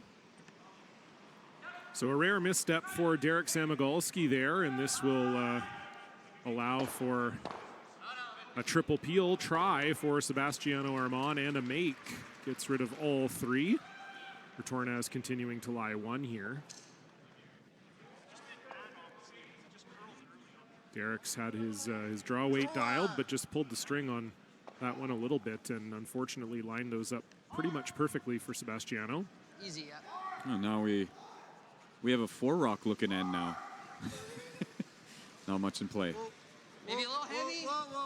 Yeah, with the 1-point deficit, pretty easy call here for Reed. Clean. Not a lot they can do to set up a steal. Only essentially one corner in play, so probably see this play out to a blank type situation, but unless Team Retornaz can make an exacting draw or hit and roll to get the play behind the corner. And the draw. Is he going straight there? He's playing the straight come around draw. So a little surprised there too. With the hammer and the lead, that you're not content to play this end out because there's not much Reed can do right now. And I'm all for taking the opportunity where you get it. If that rock wasn't in the house, yeah, you're coming around, you're taking your chance at an easy 2. But you might consider, because the Reed Stone is in the top 4, maybe hitting, rolling, changing the position of that, and then drawing. So this is an aggressive play.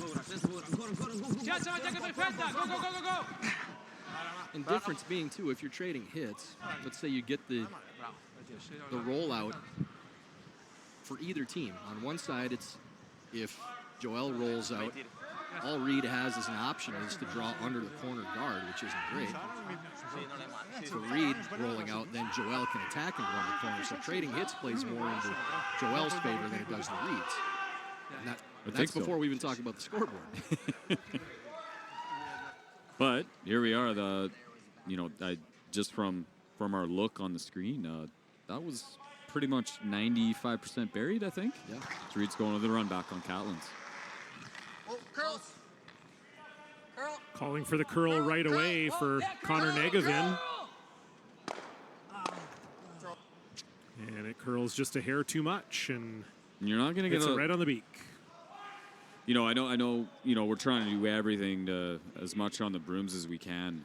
To either hold or curl or get those just slight changes in line. But on appeal, if it's missed a little bit wide out of the hand, you're trying to fix it to curl. You're gonna have a lot of difficulty in changing that line, especially at those speeds. So an opportunity to lie two now for Joel Retornaz.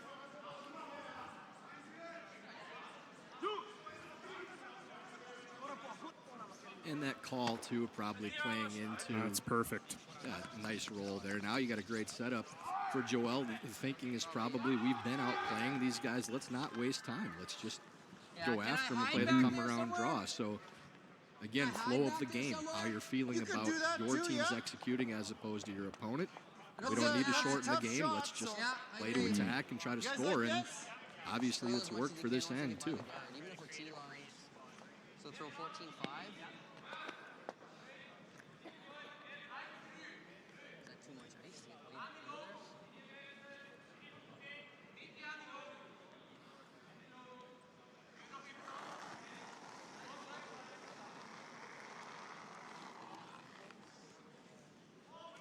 Line's close.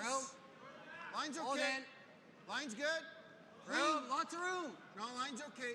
Where's the Too much room. Curl. Too much room. Curl. It's got to curl a mile. So this is an aggressive call here from Team Carruthers.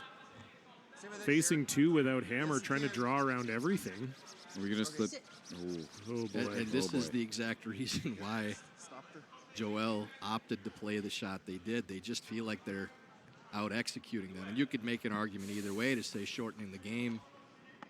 Normally with the scoreboard the way it is would be your preference. But if you're playing a game from the start where you feel like you have an inferior opponent, then you're playing the style that Joel does there.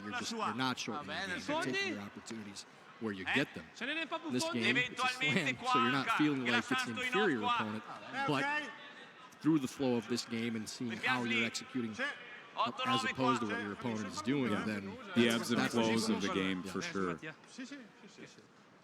And right now, Team Retornaz is looking at actually around the corner now is maybe Reed's out. So let's bring him into the center, right? So that he doesn't have that option of just going around the corner and cutting out some of our counters.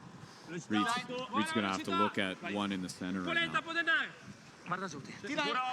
So just a draw to the T-line back four, I believe, was the call. That's got to go to get there. Yeah, trying not to leave a double, I don't think. That's one of them. That was a heavy plow. Almost to the far hog line. Definitely worked. There's something to be said about a good plow. Oh, wow, I didn't realize how good that was when I said it. Just talking about the winter season coming up ahead, obviously. That's where we were going. We're going to need help. Just think of how bad snow. our roads would be if we didn't have snow. Of course. Apologize to my wife at home. She's laughing harder than anybody, I guarantee that. Yeah, and she's probably listening right now, too. Hi, Super Don. Oh. I don't even care about the comment. It's going to take me a long time to get over. Wow, that was actually pretty good. That was funnier than I think I am.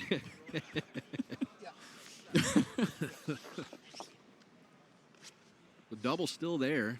Did not carry that far enough, so expect to see Reeder throw this one with a little bit of heat. Yeah, got to try and find his way out of trouble again. It feels like we've said that a few times when Reed's been throwing. Just playing the role, apparently. Oh, boy. I guess double might play into a jam, too, if they did play it. So, yeah, they're trying to get under the corner. Derek Samagalski trying to bring this one over. And that's... Yeah. No, Reed's that sigh feeling. tells it all. It's this is now, I guess, guys, it makes the roll for Retornaz even shorter if they want to play it. I don't think he'll play the roll, though. That might actually give Reed the corner freeze to get now. out of it, yeah. Does he maybe just look at rolling his back to the middle? I think so. Yeah, I don't think I'd mess with rolling it to a spot that gives him the way out. There is a part of me, though, that's like, oh, but if he misses the corner freeze, we get 4, boys. Does he need 4? No, he doesn't need 4, but what does anybody need anything? We get existential with it now, too? Absolutely. He might also be looking at the little jam at the back. If he is rolling to the middle, there is the possibility of clipping that. Yeah, if it dead stuck, would it outcount? It would outcount the high yellow for sure. Would it outcount the one on the opposite side, too? Maybe. So he's got to be a little bit careful. So another chance to twist the knife here for Joel Retornaz. Hitting to lie 3. That's well done. And that essentially, unless they play the roll again and make it perfectly, that locks up at least your 2. Reed does have the double again if he wants to play it, but double's no picnic. That's a tough roll too. Yeah. It's quite amazing how this end turned from, a great, was it a triple peel? By Sebastiano, yeah. And then on, Team Returners decided to go around that corner aggressively, and Catlin stuffed a run. And in literally 2 shots were monumental in how this kind of shaped out. You guys good with this? Yeah. We're trying the roll again, I believe. No, not the double. Not sure. That could be the ice for either shot, I think. Well, no on the kick. Yeah, exactly. I thought he was leaning roll, but I could absolutely be wrong. That's the roll. That's the roll. So huge shot here for Reed Carruthers, trying not to give up another 3. Really gotta curl. And they're calling curl out of the hand. Oh, sounds close. Sounds close. Do they have enough roll? Do they have enough roll? Trying to bring it over. And I think they might have just come up short. It's a portion under. They would have liked to see that go probably another 3, 4, 5 inches under. Another look here, so close on the sweeping, and it's not fully buried, but close. This is no gimme for Joel Retornaz, but it is definitely there for 3. Yeah, the shot selection between the 2, both difficult shots. That one was a little more difficult, but it is your way out. You're giving up 2 playing the double, so they opted to play the shot that could possibly steal. Another 1/4 to 1/3 rock roll, and it almost becomes inaccessible for Joel. So final stone, Joel Retornaz seeking his 2nd triple of the game here. Sounds close. They're by the guard, and now do they move the red enough? Yes, they do. So 3 more on the board for Joel Retornaz. A very well played end. They lead 6-2, and we're going to take a 3-minute break. When you've conquered another game, a long day, a job well done, and the final work call, we're your place.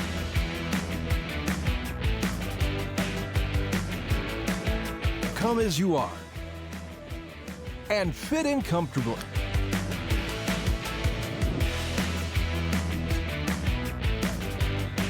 Mr. Mike's. Eat locally, enjoy casual. We've seen what they could do, and it was very impressive. Moves the yellow. See the world's best at the Co-op Canadian Open, November 7th to 10th on Sportsnet. When it comes to the game we love, having the right gear makes all the difference. Goldline's new curling shoes and brooms are a game changer. The shoes, unbelievably comfortable. And the brooms, lightweight and effective, giving you control on every sweep. When I step onto the ice, I'm not just prepared, I look sharp. Have you seen these shoes? They are a game changer. And the brooms? Light as a feather. It's a gold line. It's a gold line. It's a gold line. And is the choice of champions.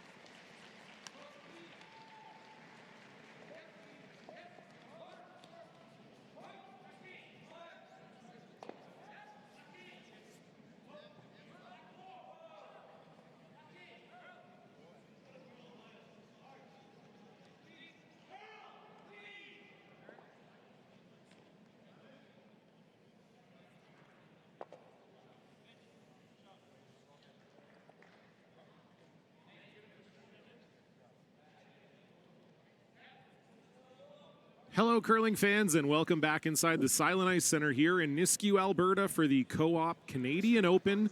It is the second draw for these two men's teams. It's Joel Retornaz up against Reed Carruthers. John Cullen alongside Mike McEwen and Tyler George here in the booth. And it was a big 3 spot for Joel Retornaz in the fourth end. They now lead 6-2. And Mike, I guess I'll give you the first word here. You know, what does Reed Carruthers have to do to get back in this? The way they're playing and with this 4-point lead, it feels like a pretty big hole right now. Yeah, at this moment with a 6-2 scoreboard, fifth end, it's a crooked number that Reed needs or nothing. At this point, one won't do it. He needs a multiple, a 2-3 ender to get kind of back into a position to maybe take this all the way to the 8th end. I think a single would be kind of the writing would be on the wall at this point. So we'll see what Team Carruthers can do. Of course, there are 3 other games out here on this fine afternoon in beautiful Nisku, Alberta. We've got Bruce Mowat. It was a turning point third end. Rylan Kleider was set up for 2 the entire end. Had a shot, ended up with a shot for 1 on his last one, missed it. It was a steal of 2 for Bruce Mowat, and then they stole another 2 in 4. So the Scots are leading the newbies here at the Slams 5-0. Beside our feature sheet, it's Nicholas Adine against Michael Brunner. Adine putting up 2 in the fourth to tie that one at 3. And in an all-Scotland battle over on sheet D, it's Ross White with a big 3 in 4. They lead James Craik 4-1. All of those games are streaming on Home Team Live. Feel free to click back in your app, get a little dual box going, maybe a triple box if you're feeling frisky. And check out all these great games. And we'll be back with you, of course, at 4 p.m. and 8 p.m. local time tonight, too, as we continue our coverage all throughout the week here at the Co-op Canadian Open. It's always interesting to see the new teams in the slams, and as was mentioned, it's Kleider's second slam, that you get a little bit of an education sometimes from these teams that are experienced. And Mike, so much of that isn't just that you're playing against the highest level teams, but slam ice is different than anything else you play on all season. The way that the stones curl, the break point, things like that we always felt like we had a different way that we threw the rock at slams than we did everywhere else. Obviously, with our results, we didn't do it that well, but you really have to finish your release on this ice. Make sure you get a good, positive handle on it. And when you're doing the pre-event practice, pre-game practices, but more specifically the time before the event, figuring out where the break point is for each weight, because it's so sharp and because once it goes, it's gone most of the time when we play on slam ice. Absolutely. And this is what the best teams in the world train for. What's interesting, I noticed the first game stepping out on the ice, I was like, oh, these rocks are heavy. And we had just come off playing some tour events where, you know, we could get variances in rock weights by, would you say, about 5 pounds in the weight range? Sure. And so slam rocks are heavy rocks. Like the feel and how you have to throw it can vary from, depending on what you have at a curling club. You might have those heavy rocks. You might have lighter ones. And so getting used to how to throw these stones out here, that is, you know, that takes time with a young team coming into the building. So another decent start here for Retornaz, lying 2 without the hammer, but there are 3 guards up with which Reed Carruthers can maybe try to use. Yeah, Retornaz wouldn't be super happy with how they've set this end up. Having probably a little bit misplacement. Obviously, you see the rocks in the house and the one deep in the back 8. That's a rock that Reed can use for opportunity. A little bit of a chap off on Derek, though, which is you know, another opportunity for Retornaz to kind of close down the front.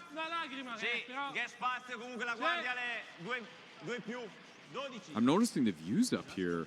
If anybody gets to come down to this arena, wow, like the views are steep, which actually gives. I'm looking at this, I'm like, wow, the visual and all the sheets is amazing in this building.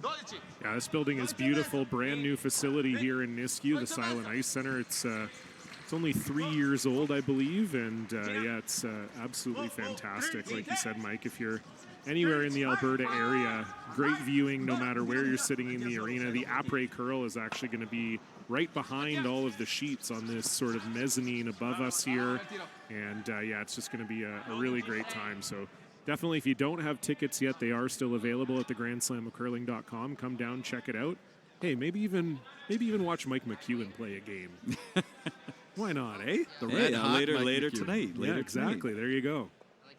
I've actually formally requested for there to be another slam here because I'm already so impressed with the building. Yeah, totally. And that'll be a problem. Got a good feel for a potential tour challenge as well. There's a second ice pad right next door.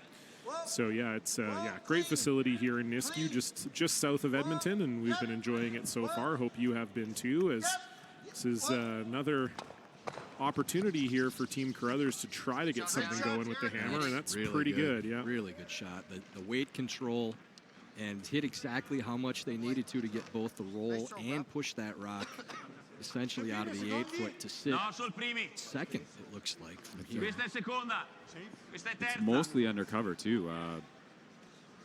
Joel decides to chase it. He'll have to go wide around the corner to do so. I think they're looking at dealing with the corner guard right now just to open up that stone. Maybe even trying to run this. It looks like a run broom. Yeah, run and roll to the center, maybe get the one in the 8-foot. That's really good. And completed.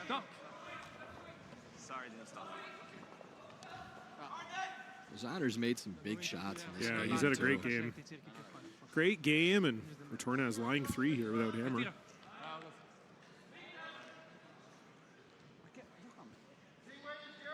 Well, it's more and more looking if Reed is going to generate a multiple end, it's only going to be in the center. Yeah, you're not even considering the corners at this point, except to clear this middle stone and then roll over. You're keeping it in the house, but it's every bit as much just trying to open up this path too. Yeah, so he has access to the 4-foot. You know, sometimes the most dangerous rock is the one in the top of the rings. Yeah. Clean. Clean. Whoa. Whoa. Where? Whoa. Whoa. Clean. Whoa. Whoa. Maybe a little less weight than the previous shot that they played with the intern. Line. Whoa. Whoa. Yeah, it looks like it's holding really well in that spot, Tyler. Yeah. Yeah, they didn't get a lot of snap there. Just kind of stayed on the path it was on and really well controlled. Good roll again. So a couple nice finesse shots here from Samogowski and Schneider. I think they rolled about, again, pretty close to 100% buried. Yep. Something that returners will, to access, will have to throw really quiet weight hit, kind of backline to half. In 12 che la ciappa giusta, Rolanaca 6 qua. Tanto non va messo sicuro. Non è scontato. But given the setup, that's all you could ask for is try to make Team Retornaz play exacting shots versus giving them sort of straightforward shots that they're going to make kind of 9 out of 10 times. You like this call, Ty? Keeping the heat on them. Really, pressuring. I mean, I think they don't like the angles of playing the run. And the only way you bring a big end into play is to make some kind of error on that run. If you take this path away and get to top ring, sit 2, you'd be in great shape. But this is going to stop short. So That's well short from Amos Mosander. I like the call if you make it. She said a lot. I think the other option was the chase on the redstone behind the corner, but I think maybe the conversation was even if we make it, we might be rolling deep behind the tee and a wall of yellows behind the tee line. Right. Not an ideal situation. The weight they would have had to play to make that shot very likely rolls too deep. Yeah. So assuming that's what the conversation was about, because they looked at that shot. So, well, if we're going to be deep anyways, we're already shot rock.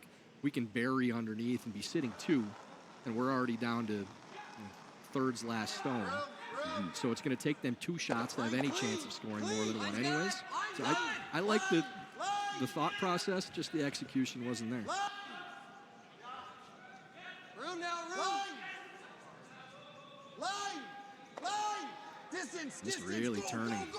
Again, like to your point, curling more towards the center of the action. There's a lot of finish with that intern. Yeah, we saw that last night too on sheet A, same thing.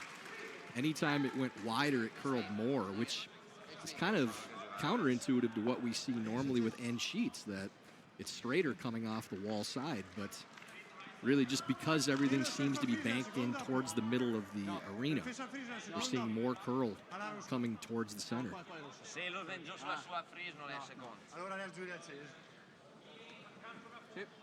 So really nice shot from Catlin Schneider, and Team Carruthers lying first and third here.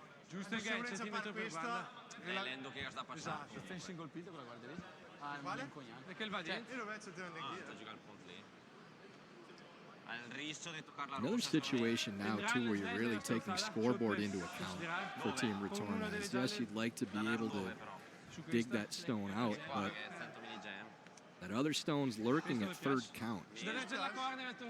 So where's your damage control shot here, man? Well, they're talking about that little chase that they decided not to play.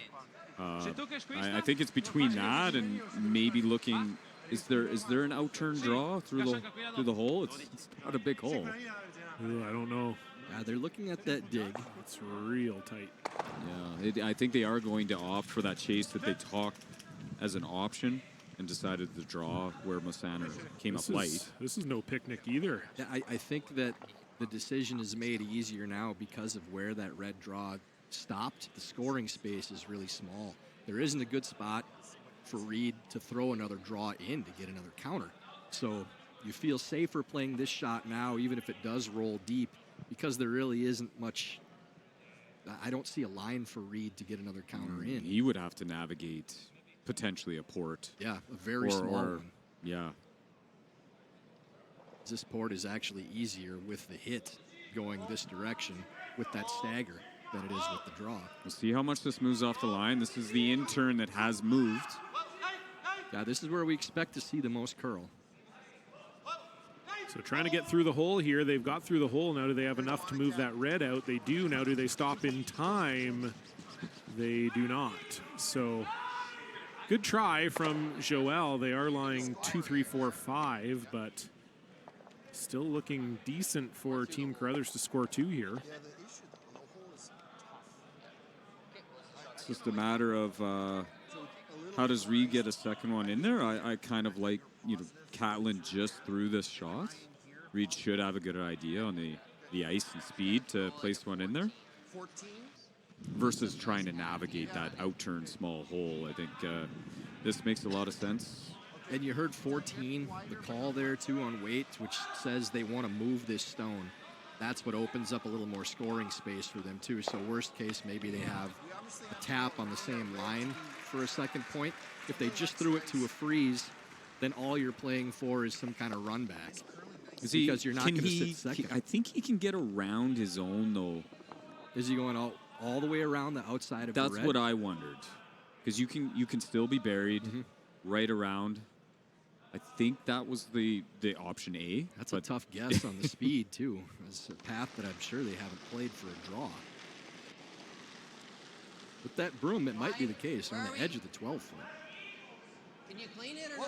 So we expect this to bank down hard, too. Right about. Stay close. Heard back 8. Now. Hold it. Curl. Hearing back 12 now.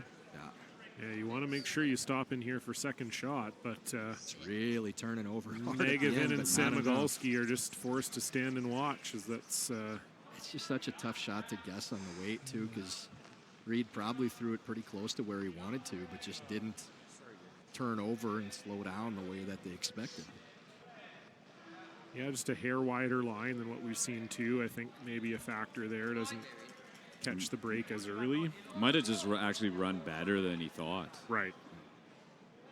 It really did finish too on that line. I mean, from where it was, where it ended up, for sure. In the last 4 or 5 feet. It's actually over curled on the top red. Yeah, so plenty of finish there. You might actually see Retornaz might actually play the same shot. They're talking about the in-off into the 4-foot from Reed's Redstone just out of the house. Yeah, I mean, that's not a bad call because that's Reed's shot for 3. If you don't change anything right now, is that in-off to your own yellow. So yeah, if you were to make a mistake on the draw, not getting it in play, then Reed would have that for 3 points. I think I agree with it just for that reason too. If you should be able to call it out of hand one way or another to not give Reed that shot if you don't make the in-off, but you can still easily get count playing this shot too, rolling in. So I like this call. The miss side that returners want to avoid is hitting this too thick. Right. Only rolling it a foot or two and then giving Reed the shot that we're talking about for 3. Yeah, so one way or another, you want them to not have an in-off, whether you make the shot or not. So that's on Giavatello to make that read out of hand. Mm-hmm. So the last rock here for Joel Retornaz in end number 5, trying to navigate an in-off to lie 1. Too thick. Oh, that's really good.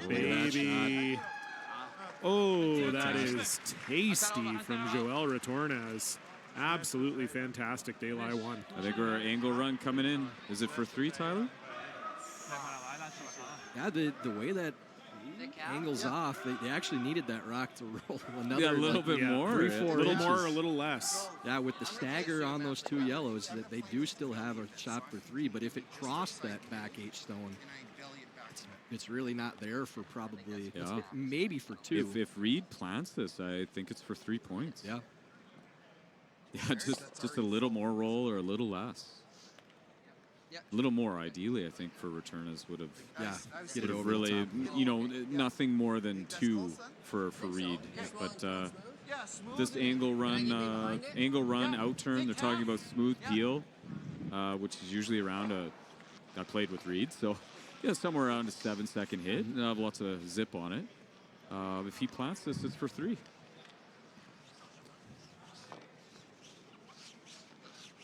So needless to say, a huge turning point in the game here. If this shot is made, it will be a 6-5 lead for Retornaz. If it's missed, it's 7-2.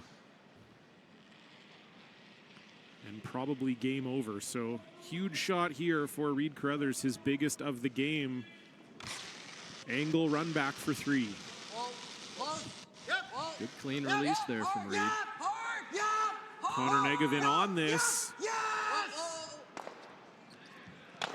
Look at that. Oh, wow. what a shot. A little unlucky, actually. Yeah, unlucky to not get 3, but a phenomenal angle run back from Reed Carruthers puts 2 on the board, and they're still alive. 6-4. Retornaz will have the hammer when we come back.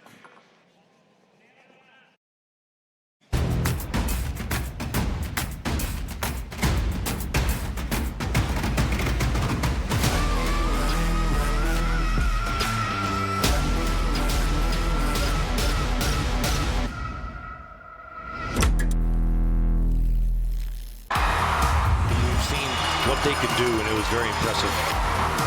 Moves the yellow. See the world's best at the Co-op Canadian Open, November 7th to 10th on Sportsnet. When you've conquered another game, a long day, a job well done, and the final work call, we're your place.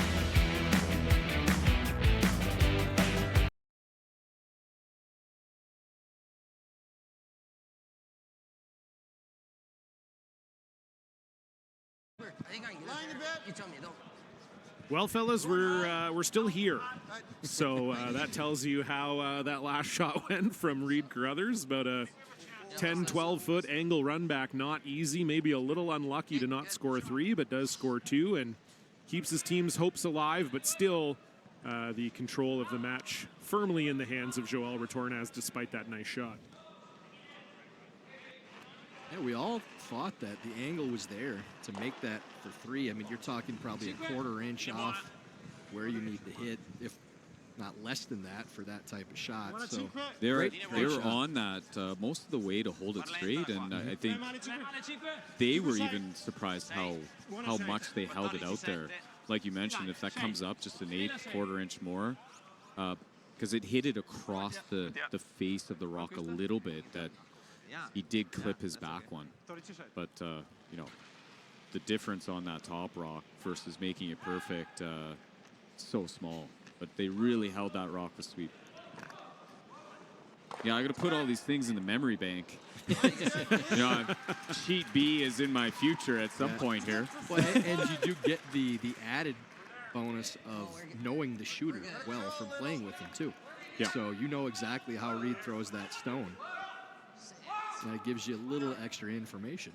I mean, I would have been watching this game, well, laying on my hotel bed or up here in the booth with you guys. I was watching the game one way or another. The commentary hasn't quite advanced to where we have the option that you can commentate from your hotel bed, but we're working on it. Yeah, sign me up when that happens. Sign me up when that happens. Fortunately, we're nice and warm up here, actually. Yeah, no, this is a good, we got a great spot here at the Silent Ice Center for sure. Second guard slid into the top of the 12-foot, so break for Retornaz to be able to try to pick this out with Yavatel's second stone. Ooh, and that was on the center line. Yep, yes, it was. So that'll be replaced. Unfortunate there for Mattia Giovanella, just nicks that center guard, and as you said, Tyler, that was a real opportunity to get control of this end early for Team Retornaz. Yeah, for those unfamiliar with the no-tick zone rule, something just instituted in the last couple seasons, Barak is in the guard zone and touching the center line in the first 5 shots at the end. It cannot be moved off the center line, so if you're wondering why that rock was put back where it was because of that very new rule, something, Mike, that was first tried out at the Slams, and the players have mostly been behind it. Obviously, if it stays, that's a good sign. So. The Slam have been great innovators of rules, no tick being one of them, the 5-rock rule being first tried at Grand Slam events, the thinking time originating from the Grand Slams as well. We'll stagger on those 2 tight ones now, and Joel is aware that the most dangerous rock right now is that high center. And it looks like the yellow that's on the button is pretty much completely buried by those 2 that are staggered. So for Reed, it's still going to take 2 shots to set anything up to get shot rock. So Joel is very comfortable just peeling out the one that is the most dangerous stone, that high guard. Speaking of innovating, the Grand Slam of Curling app available now if you don't have it on your phone. Great place to see all the scores, all the highlights, all the news. Even a link to the live stream. It's all there on the Grand Slam of Curling app. And while you're there, you could also check out the brand new Rock Shop. You can also go to therockshop.net. Lots of brand new curling clothes. I'm wearing some Rock Shop swag as we speak. They're doing lots of fun stuff there with the new logo and a bunch of fun shirts. We're doing location-specific shirts, too. I'm hearing rumors that a Nisku shirt is dropping today. So, yeah, check it out, therockshop.net. Yep, my daughter is in, she's 9 years old, Vienna, and she is in a curling league, fully outfitted in Rock Shop gear. Loves her pink Rock Shop toque. She's got a sweatshirt, like she loves it. Nice. And, so now my other daughter's, she's 3, but she'll undoubtedly be jealous. Yeah. It's usually how I it might works. have to head down there later this week and pick up some gear. Yeah, absolutely. Just then now kind of mapping out like we'd expect that freeze made by Samigalski really well and the double peel made back by Joel. So not a lot of danger right now for Joel in this end. And Reed had no choice. He needed to go there, whether it was that shot or later. This was going to be the result. Yeah, that would be my question too, Mike. Do you think that was maybe one shot too early to go in and play that shot? I mean, you're really all you're doing is assuming your opponent's going to make that double peel. How many times do you want to have to replace that guard afterwards? Because you're almost assuredly playing the peel again if you're Joel. So do you make him waste one more before you start having to throw a single guard? Potentially. He might have been very confident in Derek, you know, in how Derek's played this game. Maybe the shot, the spot in the ice for Derek to make You that wanted right Derek away. to be the one playing. Maybe. Derek's got great touch, you know, one of his strengths. So that might have been a factor in Reed going at that point versus later. What do you think the next, you know, we're talking about some innovation off the ice. And that's apparent, that's happening. We can see, you know, the app, the gear, the entertainment off the ice. What do you think's coming next on the ice, John? You tell me, buddy. You're the one who's out there. What would you like to see in an ideal world for Mike McEwen? What would be the next rule change you'd like to see tried? You don't even necessarily have to say guaranteed to be implemented, but what would you like to see tried? We were actually talking, I think, before we even started the broadcast about some ideas. I think one that popped up was maybe no double blanks. So as in you couldn't blank 2 ends in a row. That's right. Okay. You know, we don't see multiple blanks a lot, but it does happen. That would be interesting if the Slams were the very first ones to try that. You know, there's some other good ideas. I think Tyler had a few too, but that might be something maybe we see in the future. Yeah, I think I like that for sure. Offense. Oh, I think it's a potentially a good way to create offense. I also think it's a good way, you know, if you're a curling fan and you see a blank end, you know that the next end is maybe going to be a little more exciting, might help you want to stay with it, stay watching, you know. So, yeah, I think why not try it out? I think there's lots of different solutions for people who are looking to, you know, maybe eliminate blank ends or reduce blank ends, and I think that's one of the more sensible options that I've heard. I don't think we want to eliminate them fully. It really does change core strategy, maybe to a point where we're not ready for that yet. But I think in the evolution of the game, that no double blanks might be something, a stepping stone to somewhere where we take the sport. So you like guard or coming in the house here now, Mike? We're on skip stones. First zone for Reed.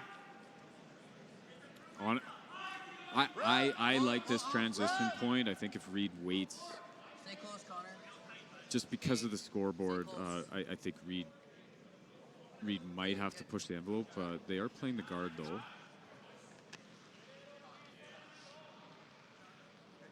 It's kind of either could work, Tyler. Yeah, I don't hate either one. I mean, if you're throwing the guard now, for Joel, that one ended up a little deeper than Reed would have liked, and they're thinking maybe they can roll the house. The other option for Reed would be freezing on an angle on his own. Yeah, staying on the high side and trying to have it double gunned up to the rock on the button. So I think that probably would have been my choice for this shot. And then the most Retornaz could do is just get the top one out of the rings. Yeah. The middle red stuffing into the 4-foot button area. Yeah, it's a I think it's a more difficult steal. Doing it this way. Yeah. I agree. That's why I think because of scoreboard, personally, I think Reed had to go in the house there if he had designs on manufacturing a steal. If you can create that perfect angle, Retornaz blast, then maybe you have a chance to guard and make a tough shot for Joel to score one. So Joel makes the peel. He was trying to roll his shooter into the rings, didn't quite come off, but it is still Retornaz lying one here. Because the difference being now, Reed has to move this versus getting Joel to move everything. And they're going to call timeout and talk about this. So how do you get a steal out of this? Yeah, it's a more difficult situation than what we kind of described as maybe how you would go about getting a steal. Yeah, and now you need to move it and hope that you've done everything right with one shot, whereas you do it on your first with the freeze. Then you get to react to what your opponent does to try to set up the steal. We'll listen in and see what they have to say here. Do you think they're happy with forcing here? It's hard. It's hard. I think they're going to try to set up the steal, but I don't think they're going to be disappointed You have with to get this. kind of fortunate to have The other option is sort of nosing this with weight and having your shooter stay just biting the top 4, nosing the red, and pushing the red so that it rolls sort of to the side 4. Lie 2 sort of spread out in that sense. Dead nose with easy. Yeah, you just heard Reed say dead nose with easy. And popping that red over to the side. I think with nose it is. If I go dead nose, I think at minimum you'd like the red that's hitting the yellow to stay close to the edge of 4, being at least full 8. This is a little more natural. Ideally, you'd love Retornaz not to be able to hit your shooter that you just nose with and be shocked. Yeah, and you don't want the backstone to be an easy nose hit, so it's really precise where you roll the raised rock so that you don't give a gimme either way. It's a hit that we're talking about precise line and weight. Yeah, and the one thing with this shot is unless you throw an absolute meatball, you're making your opponent play against 2 on their laps. Love that term. Yeah, that's true. You're going to clear the yellow stone. You're going to have both reds in. But if you make it really good, it's a tough score. You know, as Coach Lang would say, first rule of takeout is take out the rock. Yep. So final stone for Reed Carruthers here, trying to make life a little more difficult for Joel Retornaz.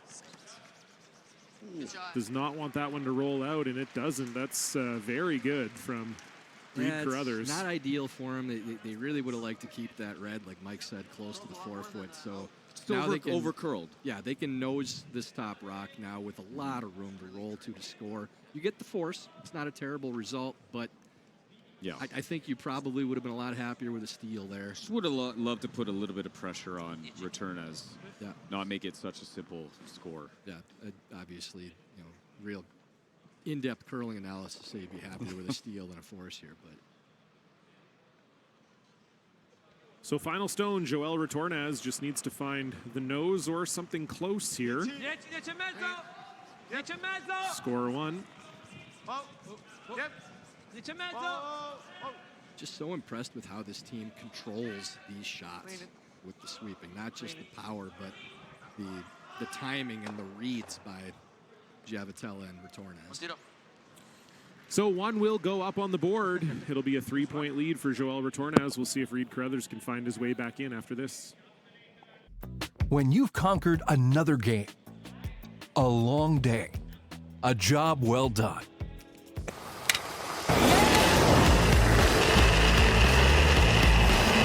last drop, 8th in. From the tie to Isabel Verano.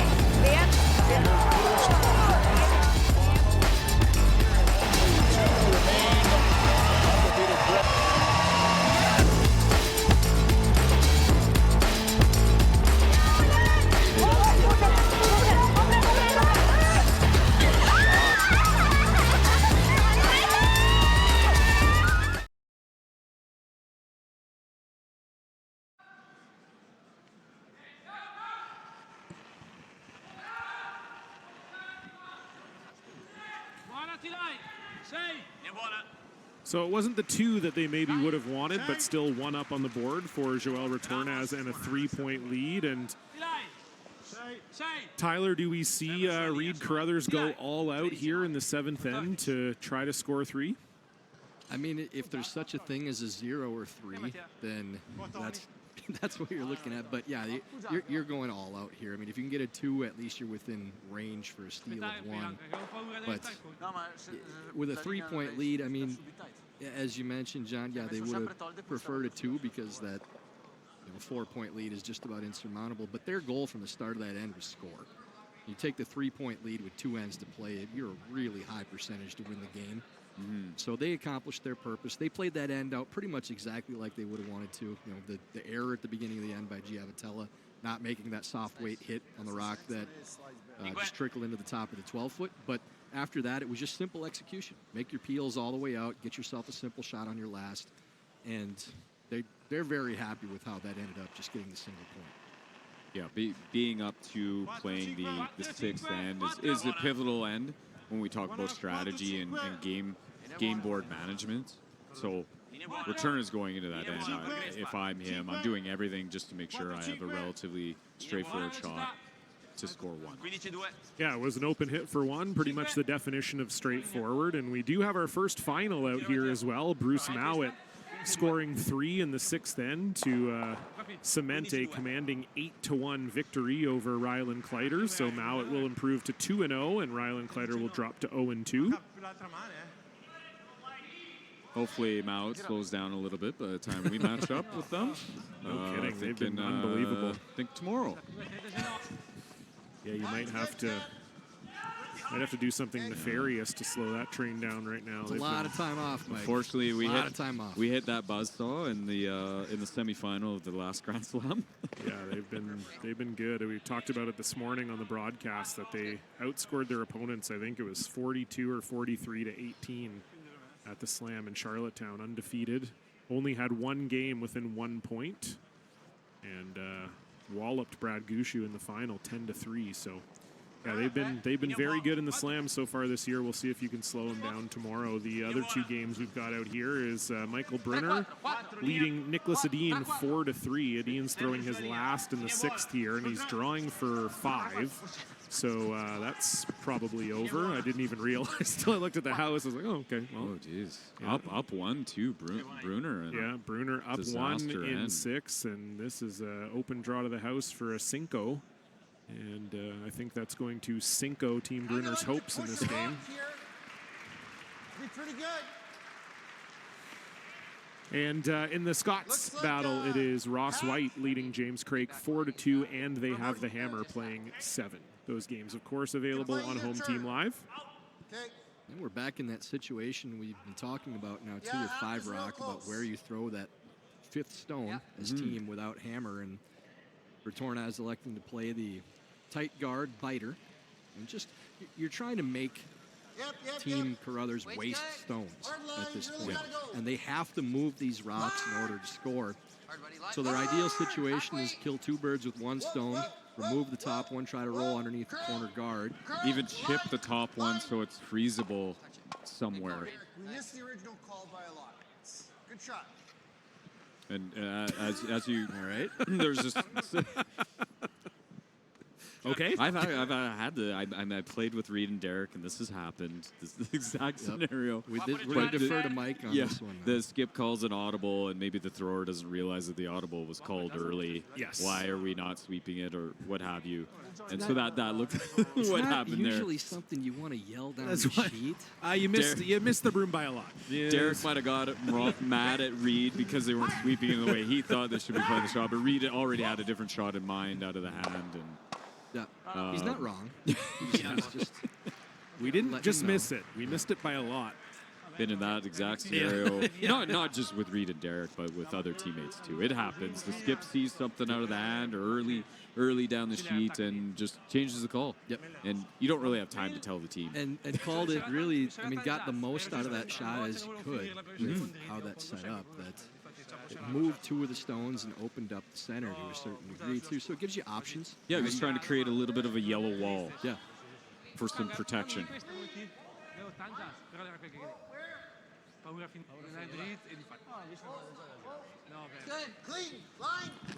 So Retornaz lying 3 without the hammer here and getting close to do or die time here for Team Carruthers. Keep going, keep going, keep going. Okay, good sleep. Just over curls a hair, I think. Is it frozen? But is it? Yeah, it's open though. Whether Joel decides to throw some smoke and make that go away. He's got at least a third that he can see of that, maybe up to a half. Now this would be really sexy to make this and go right through the hole. I think that's where it's going to go if it's made. That's a good result. Oh, even better than you described. Yeah, even better. That's actually better than going through the hole. I just thought it would look nice. You know, it's nice when things go in just like a nice order. But yeah, that's a great shot. Now for Reed, this is looking like trouble. You know, when you have to score a multiple point end, this is not something you love having to deal with. Two on the button. Yeah, you really need to get close to the guard here on the shot too, and try to tap that top. Freeze isn't good enough at this stage. Yeah, you have to move them with 4 rocks left.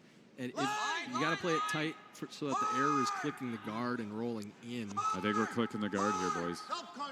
Keep going, keep going. As long as it rolls on the paint, it's not a terrible result. Yeah, it doesn't look like... That's on. So didn't move the guard a lot, but did get onto the house. So that at least forces Joel to play to that stone.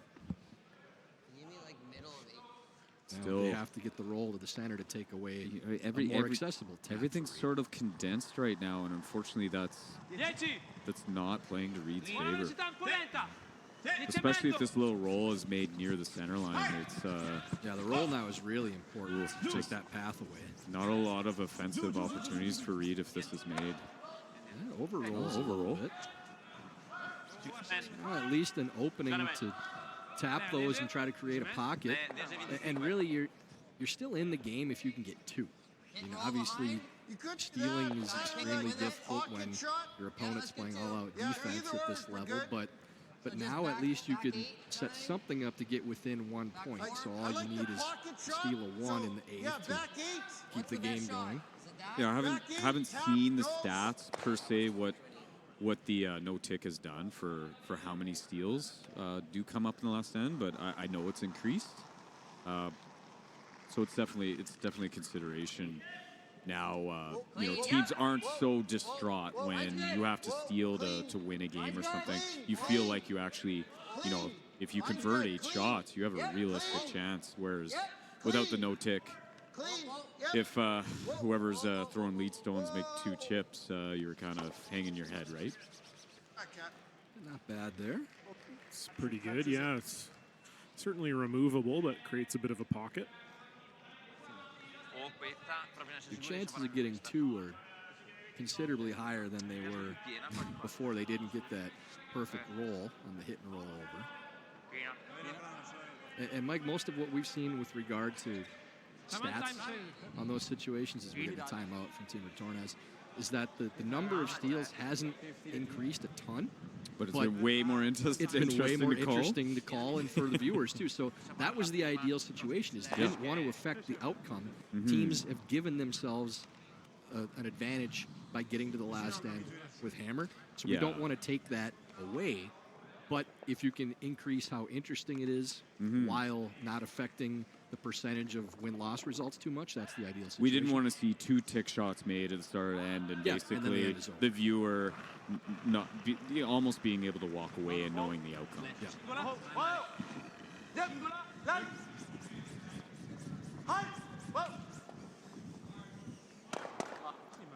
Ooh. Okay. It's kind of a little unlucky that if you catch a piece of one of them, it goes over the top. I thought when I was looking at those first angles, I thought Retornaz might choose to actually throw big weight on the nose, hitting the one the yellow that we see remaining there, and actually flying the red out of the house that way, keeping your rock in the top 4 versus trying to hit it really thin. It looked like they were kind of caught between 2 outcomes there. That brings 3 into play now, too, all of a sudden. Yeah, calling a timeout here to discuss the options. Still getting rid of one, though. He can pick it. Well, yeah, it's kind of tricky. Like, you're either trying to make this in-off double for him really hard by going 7/8 3/4 buried, or you just got to freeze right here. Yeah, I don't know how. Because anywhere we get under here, this is automatic. How can I freeze that, though? Yeah, I don't know. Might be I think there's only one shot here from what I can see, and it's simply because Joel will give Reed 2 if he has the option of a relatively easy shot. So if Reed draws around the double corner situation, the yellow guard and the yellow biting the top of the 8, returners might very well just decide to come off his yellow into the red. It should be a pretty makeable hit off your yellow into the red, kill it, give Reed his 2. If Reed wants to bring 3 into play, I have to think he's looking at the freeze on the yellow. If you freeze dead nose on that line. I mean, just sounds like he's worried about how he gets there for the freeze. Is kind of what he's tough drop path. Then I hit for 3, right? I think actually you're right. Let's do this. Yeah, the corner guard is in the way. Yeah. That was Reed's main concern, was he thought freezing the yellow was maybe the best shot, but he wasn't sure how he could get there. Yeah, and you might be right. There might actually not be a pathway to that. Yeah, but then there's the jam. I mean, it's a second option if we go right beside it. Okay. Let's go. So I think he's got to go under the yellows. You know, it's because unfortunately where that corner guard is, the red, it's in the way actually of any sort of shot path to the yellow stone. It's kind of counterintuitive to what you'd normally play in this situation, but you could throw it hard and play flat roll on top of your own to try to get underneath. Because it's staggered just a hair higher, maybe. So if you threw peel at it, and I know it sounds weird, but roll like dead sideways to bury. Yeah, it might almost be too level. Yeah, it looks like the yellow is a hair higher from here, but it's not by much, which is why you'd have to throw it harder and not roll deep. Because if you roll deep, it's just going right in the side of it, and then it's pretty open hit. Well, regardless, this will have to be made well. Reed Carruthers pretty much needs to score 3 here. A little bit early if you can. Gotta go. Line. Taking an early turn. Yeah, here. calling line early, and we know on this turn it's not going to be forgiving. This looks light. Yeah. Gotta bounce it a bit. They're carrying it though, but yeah, just line unfortunately didn't give it a chance out of his hand. It's just such a tough turn there. If you're a little soft at all or you're a little tight, that's not coming back. Yeah, we've seen lots of movement there. I mean that's what we love. That's why we love playing on arena ice with good stones. That's the curl that the players are looking for, to be quite honest. But yeah, just caught them off guard, I think. Maybe not quite as well thrown or as well iced as they would have hoped. Send shot. Guardia lì così, esatto. Ragazzi, del bus? Sì, ok, allora piuttosto giocare guardia su lì. So, Team Returner, I'm thinking, let's just not do anything dumb here. Yeah, exactly. Well, they're gonna bring out Ryan Fry, so Lord knows he'll help them not do anything dumb. Fry will be the voice of reason. Yeah, exactly. He'll have an opinion. Yeah, exactly. I was gonna say, usually if I think to myself, I'm not gonna do anything dumb, the first number I'm calling isn't Ryan Fry's, but that's off ice. Yes, exactly. Obviously a great coach. And had a really good time with Fry on the curling couch. Oh yeah, the first event, gave some good insight, had some fun with him. Totally. I played a season with Ryan Fry, his Team Ontario. That's right. We'll see what he says here. Like here, the hit. Yeah, guarding is an option, or hitting this one, like you said.